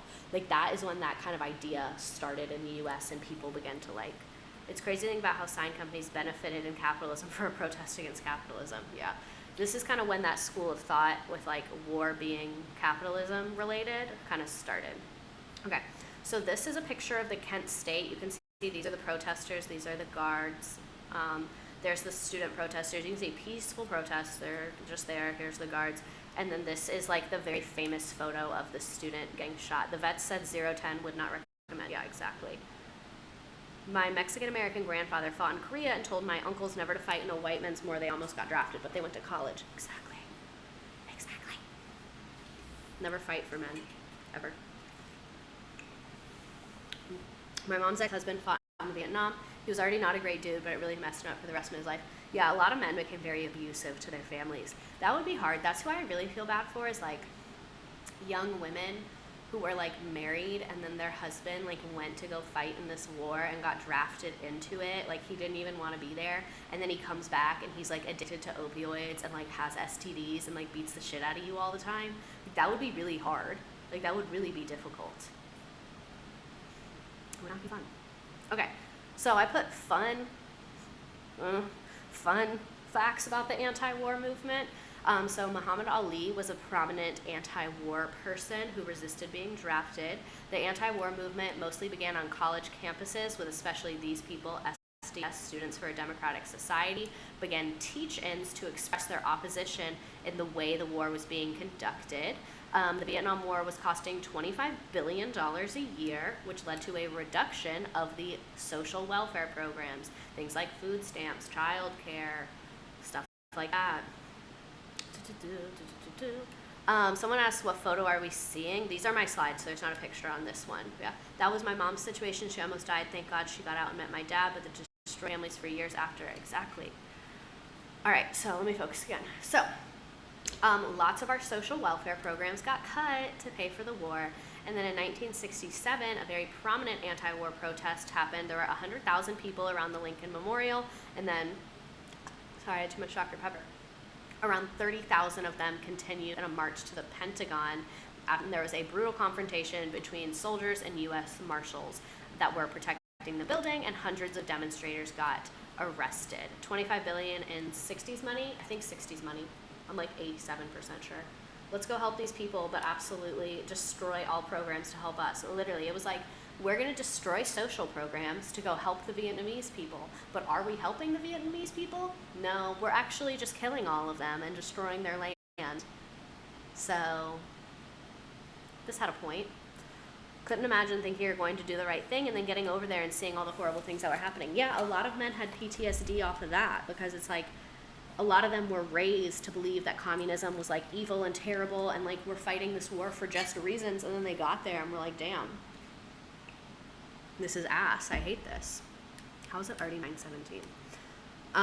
Okay, so in 1967, the anti-war movement also got a big boost when MLK Jr. went public with his opposition to the war, saying that the diversion of federal funds from domestic programs, as well as a disproportionate number of African American casualties, because a lot of the military leaders were white and they were racist So then they would like make the black guys do like more dangerous stuff, if that makes sense, and like put them in more dangerous positions.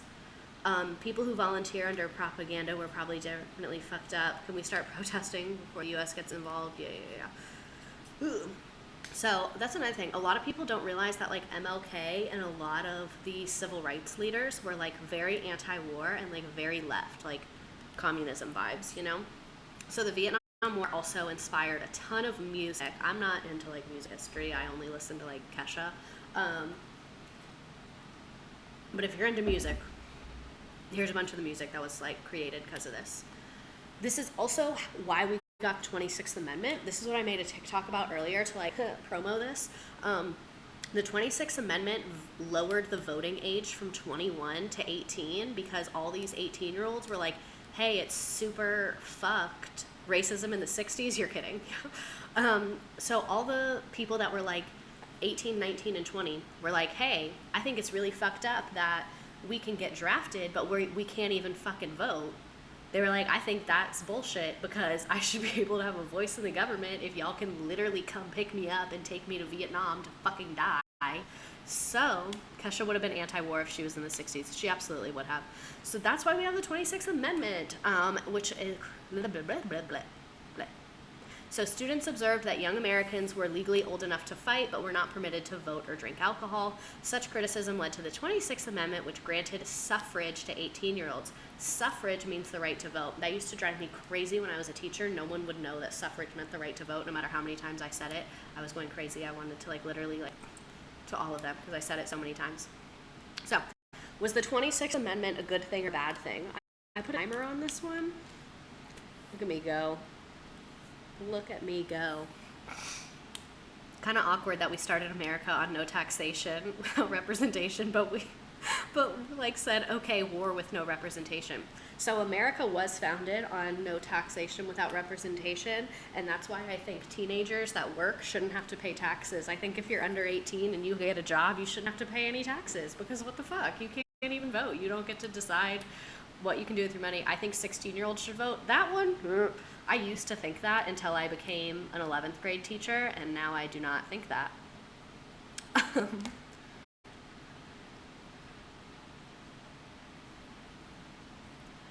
18-year-olds can drink on base. Good for them.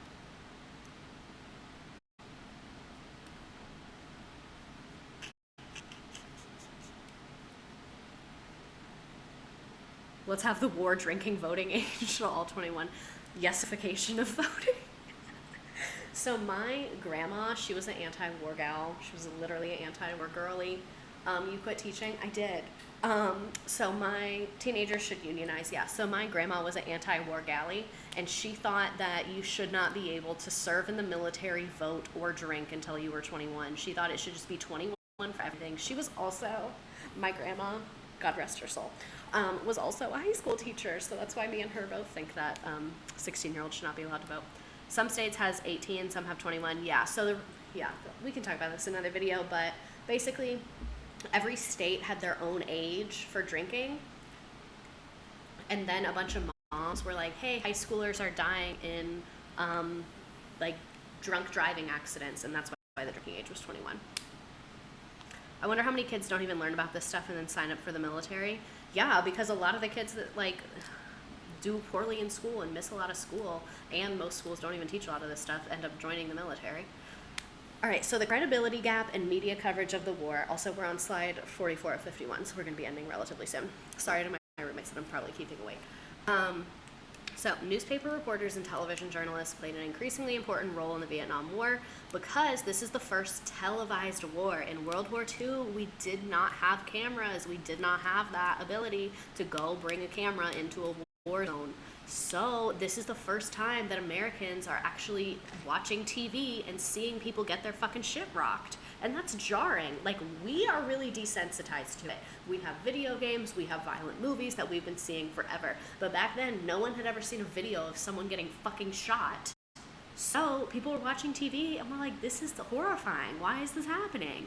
So this is the first televised war which brought the bloody horrors of the war into the average American living room. Many Americans were influenced when CBS anchor Walter Cronkite turned against the war in the end of 1967. So Walter Cronkite was like a news daddy, and he basically would just go on the news and be like, here's what the fuck is going on, and would explain it like normal and like understandable. So everyone was really fucking with him. So then when he was like, hey guys, I'm not really fucking with this war, Americans were like, oh, if you're not fucking with it, we're not fucking with it because we trust you, is basically what happened. So American political leaders realized they not only had to fight the war, but also had to manage public relations. This is when our government started being on her PR kind of vibe. So, is this recorded? I missed the beginning. Yes, it'll be on Twitch. I set it up to record. Hopefully I did it correctly. If I did not, deepest apologies. All right, so American political leaders realized they had to do public relations. Their concern to impress the public favorably often led to a twisting of facts and a growing credibility gap. A credibility gap is when, like, I'm saying one thing, but you're saying another thing, so there's, like, we don't know who's credible. Or not we don't know, but, like, one of us is uncredible because there's that gap between what we're saying. Sorry, I'm out of breath. So, for example, President Johnson claimed that a bombing had injured a few North Vietnamese civilians, but the New York Times reporter in North Vietnam was like, no, a fuck ton of people died. So Johnson told Americans the U.S. was winning the war, but then the public is getting a really different like interpretation from the media, because the broadcasts are actually showing like the Tet Offensive and like what the fuck's going on. So people began to lose faith and trustworthiness in their own government. So how to us, like lots of people hate the government and people don't trust the government. This is like new for that time. This is kind of when people started being like, y'all motherfuckers are lying.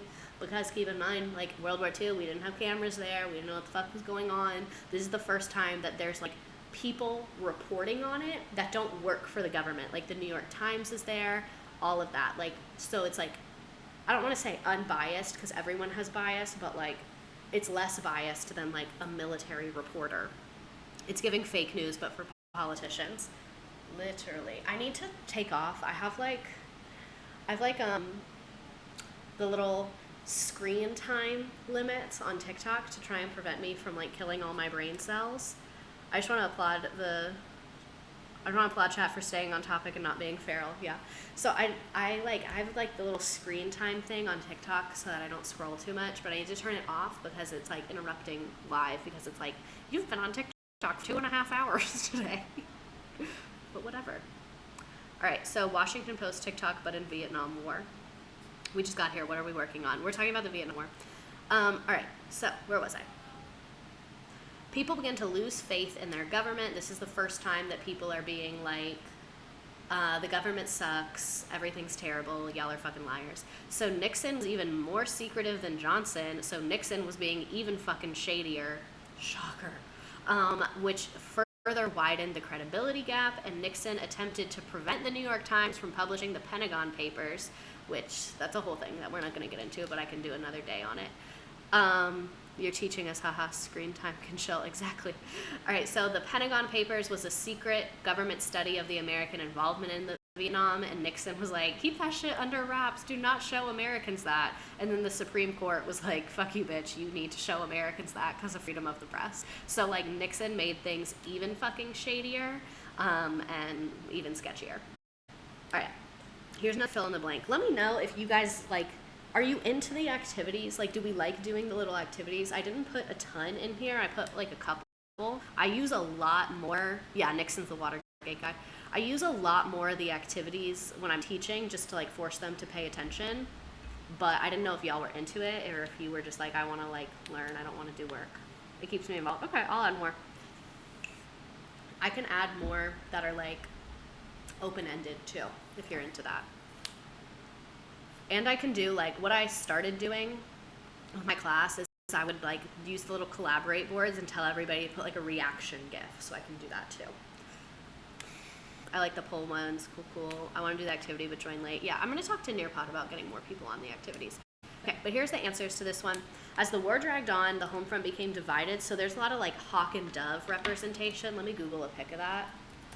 And dove, Vietnam War. So this is what it means. The hawks and the doves. So a hawk supports the war, a dove doesn't. I don't know what the fuck's going on there. Hawks and doves. So your first blank was communism, and then credibility. That's the baby boom generation doing the LSD and the hippies.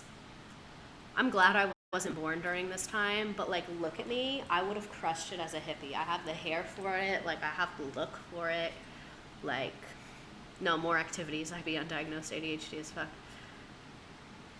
Yeah, so the hippies, the LSD, all of that, and then at the end it's talking about they resented the draft, and then the National Guardsmen killed students at Kent State University.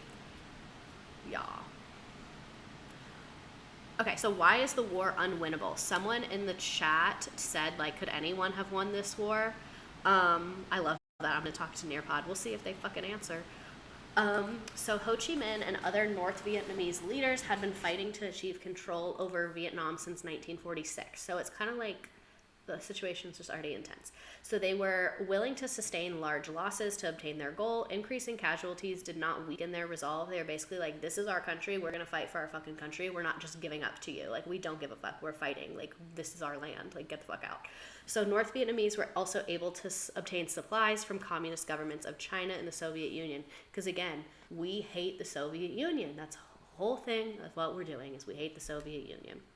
So American leaders might have pulled out of the war if they felt like they could not win, but they were afraid that this would have an affect their popularity, because Johnson did not want to be accused of giving in to communism or appearing to be weak. So it's literally just like a power thing. Like, the only reason we were staying is because we didn't want to look like little bitch babies. Like, that's the whole reason we're there, is because we just didn't want to look weak. Am I the only one where the stream is behind on Nearpod? Maybe. Maybe it's a little bit of a lag. Interesting. I need to get better Wi-Fi. Yeah, so we just like let the war drag on and on and on because no one wanted to look like a weak little bitch. So under Nixon's policy of Vietnamization, the South Vietnamese were supposed to be assuming the brunt of the fighting. Like, Nixon was like, hey, y'all should be in charge of this because it's like your country, so like you should be in charge. So we kind of started to transfer more of their, like, the fighting and the responsibility over to them. And then he also ended the draft because people were like really like getting aggressive with the draft. Like, there were a lot of protests, and they have the right to be aggressive because, like, if you're gonna send me to war, that's pretty aggressive. But good for the draft thing. Yeah, exactly. I'm hungry. Okay, so we start to withdraw a little bit. Nixon believed the war could be shortened if the supply routes were cut off, so then we went into Cambodia. But yeah, basically everything is a mess. He's trying to visit China to build a relationship there. So it's like the war is just kind of unwinnable, and like he's trying to figure out other ways besides like actually fighting to win the war, but it's just like not going that well. So how did it actually end? Henry Kissinger continued secret negotiations with the North Vietnamese in Paris. So then in 1973, they concluded the Paris Peace Accords. The Paris Peace Accords is basically, I think she made this for us, not her actual students. Yeah, I did. I took from my actual students. Did you used to teach in a 90 block schedule? Yeah. So this lesson, I would have been 2 days for my students. And I added more stuff about Agent Orange and the people and that kind of stuff because my students have to learn a lot of military stuff. I took some of that stuff out. So it's like some stuff is for my students, but most of it I just made for you all today. Love you. Okay, so the Paris Peace Accords is basically when we like tried to work out an agreement, and under the agreement, the U.S. was permitted to continue providing military and economic aid to South Vietnam, but we were going to withdraw from the war. So it's basically like, y'all are going to handle yourself, but we're still going to give you money and shit. So then after American withdrawal, bitter fighting continued in Southeast Asia, and then in 1975, both Cambodia and South Vietnam fell to communist forces, and Vietnam was united under the Vietnamese communist leadership, just as Ho Chi Minh had originally intended. He's dead at this point. He was dead. I think he died in 1969. But yeah, so basically we came over there to prevent communism from taking over, and then we fought and killed a ton of people and destroyed everything, and then communism still took over. So also there's going to be a game at the end. So the War Powers Act, this is like one of the results of the Vietnam War. So like the results of the Vietnam War for Americans is like the 26th Amendment and the War Powers Act. If you have to take like a, 69. The USA, here's $5, don't fuck it up, kisses. Literally, we were like, hey, we know we killed millions of people. We destroyed everything. A ton of your babies are going to have birth defects and everything is awful. Here is a tank, a gun, and $9. Good luck. We love you. We're going home now because all of the Americans hate us because of this. That's basically the vibes of the Vietnam War. My nose is stuffy because of the pollen. Why does the U.S. hate communism, though? Because we like capitalism and we want to make money. That's why we hate it. Oh, I don't know a ton about those refugees. I can look it up, though. I am going to keep streaming because I'm no longer a teacher. So I actually just got a new job. I have a 9 to 5 now, but I don't start till Monday. But I'll keep streaming. Okay, so the War Powers Act is basically a law that limits the president's power to commit U.S. troops overseas. Within 2 days of committing troops, the president has to make a report to Congress, and then those troops must be withdrawn within 60 days unless Congress authorizes a longer commitment. So the reason why we have that law is because if you remember, we originally had the Gulf of Tonkin resolution that was like, hey, do whatever the fuck you want. And then like that kind of came back to bite us in the ass because then the president was in control of everything and Congress didn't have like any say-so in what was going on. So that's why we have the War Powers Act now, so that like Congress can check the president if they want to bring the troops home is basically the point of it. Okay, so here's some memes about the Vietnam War. I have mixed feelings about memes in class because I think you shouldn't joke about death, but also I think they help you learn and it's like a good way to present information. So, trees move a little bit, U.S. soldiers in Vietnam. So anyway, I started blasting. One of my things that I'm going to miss about being a teacher is I would love when I would teach something and then a kid would be like, I understand the meme. I understand the meme now. I saw the meme and I didn't understand it, but now I understand the meme. So then who would win? The most powerful modern military with total air superiority, some guys in black pajamas that hid in caves. Because again, like the U.S. had way more money, resources, and everything, and then like we still lost. And then click all squares where there's a Viet Cong soldier. This is basically like what the U.S. soldiers were looking at. So that's why a lot of Vietnam War veterans like don't really like to be around trees like that. Okay. Beep bop. So we're gonna play this game now. For those of you that are still here, it's called Time to Climb. I wish I had a way to have more of you in here because a lot of people are inactive. I'm just going to delete inactive people again, and if I delete you, I'm really sorry. I didn't come up with these memes. I found them on Reddit. I'm going to delete some inactive people so that we can have more people in this game. If I'm deleting you and you're inactive, and you are active, I deeply apologize, but you got to be in it for a lot, and like we take turns in life, and I'm really sorry, but this is just kind of how it shook out for you. I'm going to work on this in the future, but you know, sometimes life get crazy like that. Take everyone out and then have us rejoin. Oh, that's a good idea. I could end it and then start over. I don't know if I want to do that, though. Actually, yeah, that's a good idea. I'm going to do that. There's new ones. Okay, so I'm going to end this, and then I'm going to start it over. So I'm going to kick you out, and then I'm going to let you rejoin. So that only people that are actually on here can be on here.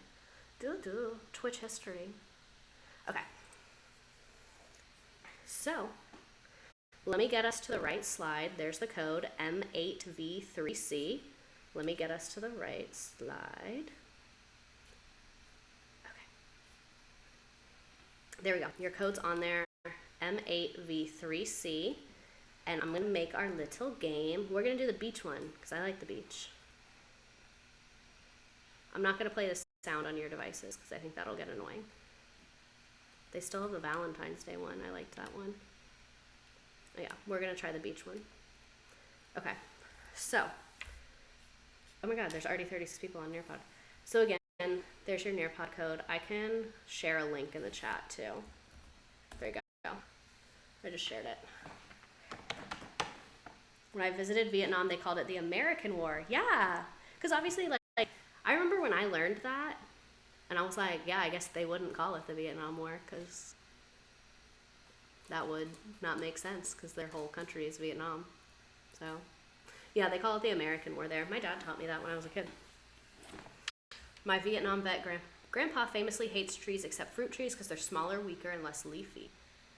All right.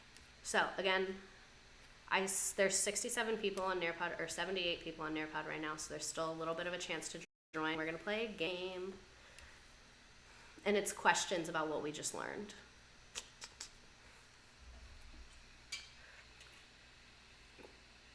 My computer is breathing so fucking loud.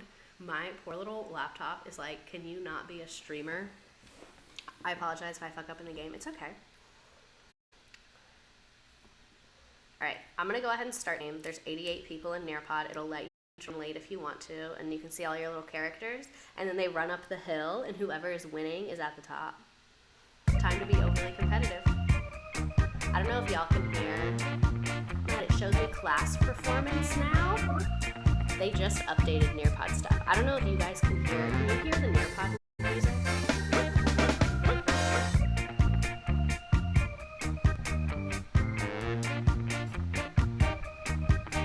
Imagine it shows me the number of things you have. It's crazy.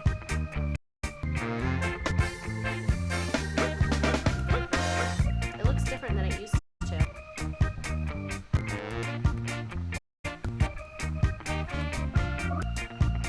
Correct answer is D. That's before World War II. France.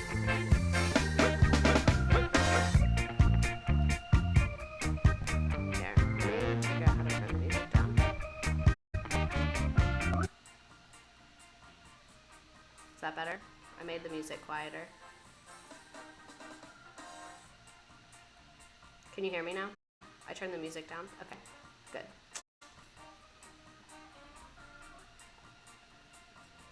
I don't like this version as much. Let me try and hide student names.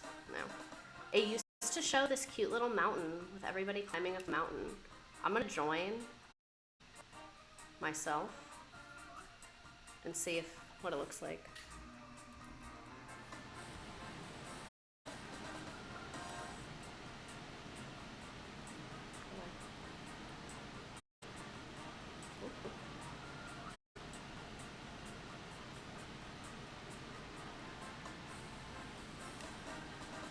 Ooh, we can see the mountain. Good.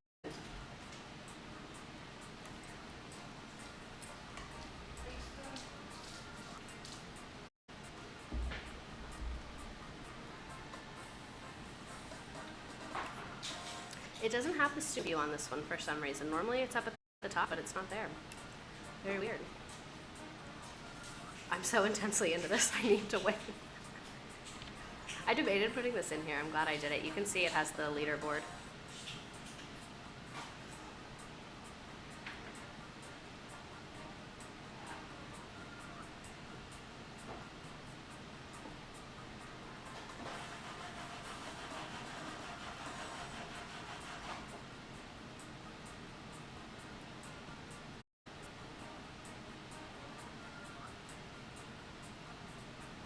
And it's 13 questions. It shows it on my screen, but I don't know if it is.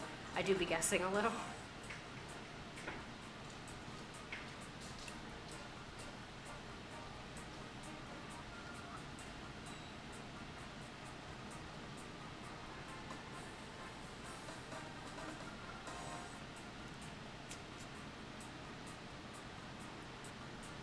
Sorry for those of you that are on TikTok right now. We're playing a game and you can't really see it, so sorry, love you, but we're playing a game. Tweet! We're playing Time to Climb on Nearpod. It's multiple choice questions, so if you want to join Twitch, you can see the game. There's still room for 5 people. You can have 5 more people join the game if you want. The Nearpod code is M8V3C. I can have a couple more people join.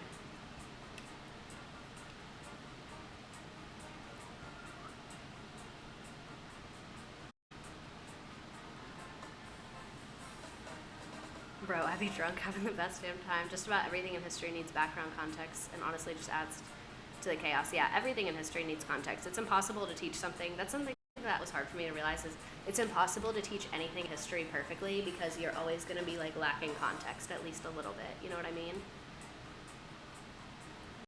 This one has 2 right answers. I wish I could see the mountain.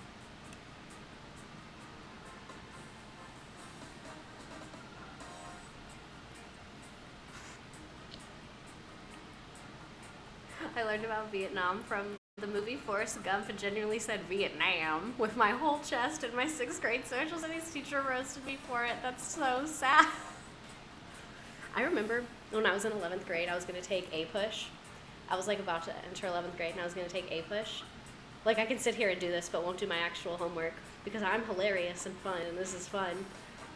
I'm back in the top 5, but Kaylee, I'm coming for you. I remember when I was in 11th grade, I was about to enter A-Push, and some of our summer work was to watch Forrest Gump. That was literally like my homework for summer, for A-Push, was to watch Forrest Gump. We're on question 8 of 13.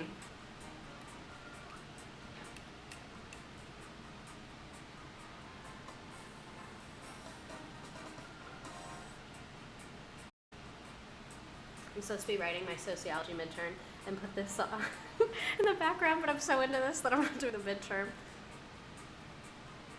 I need to put together, y'all. I'm slacking. I'm dead last. Petition for my college classes to use this. I love Nearpod. Do I win more if I answer faster? Yes, you do. My students used to get so angry because like some of them would have the school computers and the school computers suck ass, and so theirs wouldn't load as fast. So the kids that had like their own computers would always win, and I was like, damn, this is inequity in the classroom because the kids whose parents bought them computers are winning all the games because they're so much faster, and the kids with like shitty government computers keep losing. I felt so bad about it all the time, so I would never give like grades for winning. I would never give extra credit because I was like, I would just give like stupid little prizes because I was like, that's not okay. Why almost all American wars are fought abroad? Because we like to be in other people's business. Equity queen. I be trying. So one thing that was really good advice is like at first I was always hesitant to use tech in my classroom because I knew it wasn't equitable, and like using tech in the classroom is inherently inequitable if you don't have the resources for it, which I didn't, because like some kids would have to do Nearpod on their phone and stuff like that. And I had a long conversation with a coach about it, and I was like, I just really don't want to be inequitable in the classroom, but like this is great. And then the way I looked at it is me not using tech was more inequitable because then I was denying kids the opportunity to learn. So you kind of have to weigh like the pros and cons about what the most equitable way to do something is, because like me not using it gives them all a worse education. So it's like, at least if they're using it on a phone, like that's something, you know, like it's not perfectly equitable, but it's more equitable than if I just didn't use it at all, is kind of the conclusion I came to. Net gain for sure. Yeah, exactly. That was hard for me when I entered teaching because I came from like a sociology background. So I was like, that was kind of always something on my mind. And it's like, just if you're teaching within a world that's capitalist and equitable. Why didn't no teachers talk about how hard it is to make wrong answers? It stumps me forever. Yeah, that is hard. I usually take questions from things. And my kids would find them on Quizlet. Right now in top 5, we got Rebecca, Kaylee, then Nina, then singing, writing, then Mimi Moon. Remember, I'm surprised your district isn't 1-to-1. We were close to 1-to-1, so we were not 1-to-1. Kids had to pay $5 as a fee to check out a computer, and then it was like just based on what we had. Like, so sometimes they'd have to wait a couple weeks for us to get another one, but the problem was like a lot of kids didn't want, like their parents didn't want to get the computer because they didn't want the liability, or the kids didn't want to deal with the computer and like bring it to school every day and stuff like that. So we were like almost 1-to-1, but some kids just for a variety of reasons wouldn't get a device. Will you teach history every week? So my plan is to do history every other week, and then the weeks that I'm not doing history, I'm going to talk about teaching, and people can submit their like education horror stories and I'll like discuss them. That's my plan, at least. All right, we got Rebecca in first place. Shout out to Rebecca. We got singing, songwriting in second, Lena in third, Emma in fourth, Mimi Moon in fifth, and then I'll scroll and y'all can see. Skinny Legend. Kylie Jenner is here? Wow. Yeah. Libby, I wonder if that's like my mom's best friend, who's like basically my aunt. All right. So that was everything. It's 9:47. I still haven't exercised or eaten dinner, so that's great. But questions, favorite things, what stood out to you? I'll hang out here for a couple of minutes. If anybody, can we send stories from a student's POV? Yes, you can. Let me show you where to find that. Give me a second. I can share the link for my education horror stories. So if you want to submit from a student perspective, you can do that. Let me send you the link right now. This is not what I wanted up. There we go. Okay.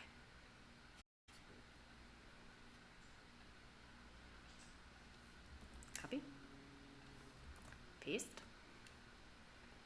Okay. Shoot. All right.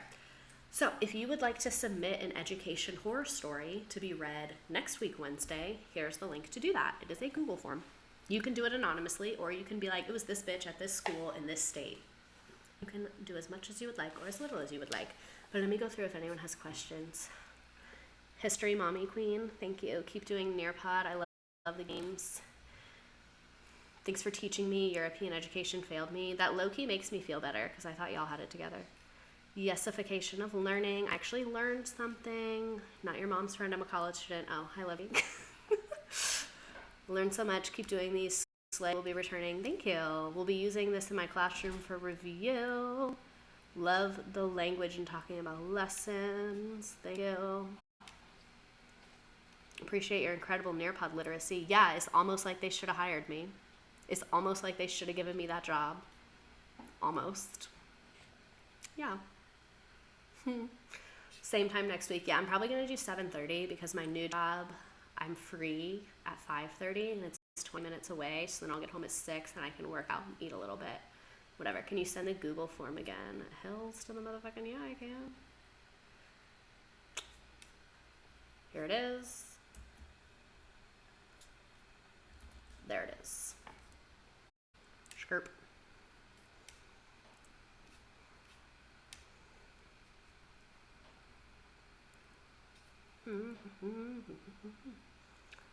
Like the polls, fill in the blanks for my least favorite, but not bad. My kids hated fill in blanks. I learned more about history than I ever did at school. I played Forrest Gump. Hate the U.S. even more. Oh my god, this was so fun, but I have not exercised and I'm starving, so I'm gonna log off. You're gonna need moderators up in here. If you want to be a moderator, DM me on Twitter. Let me post my Twitter.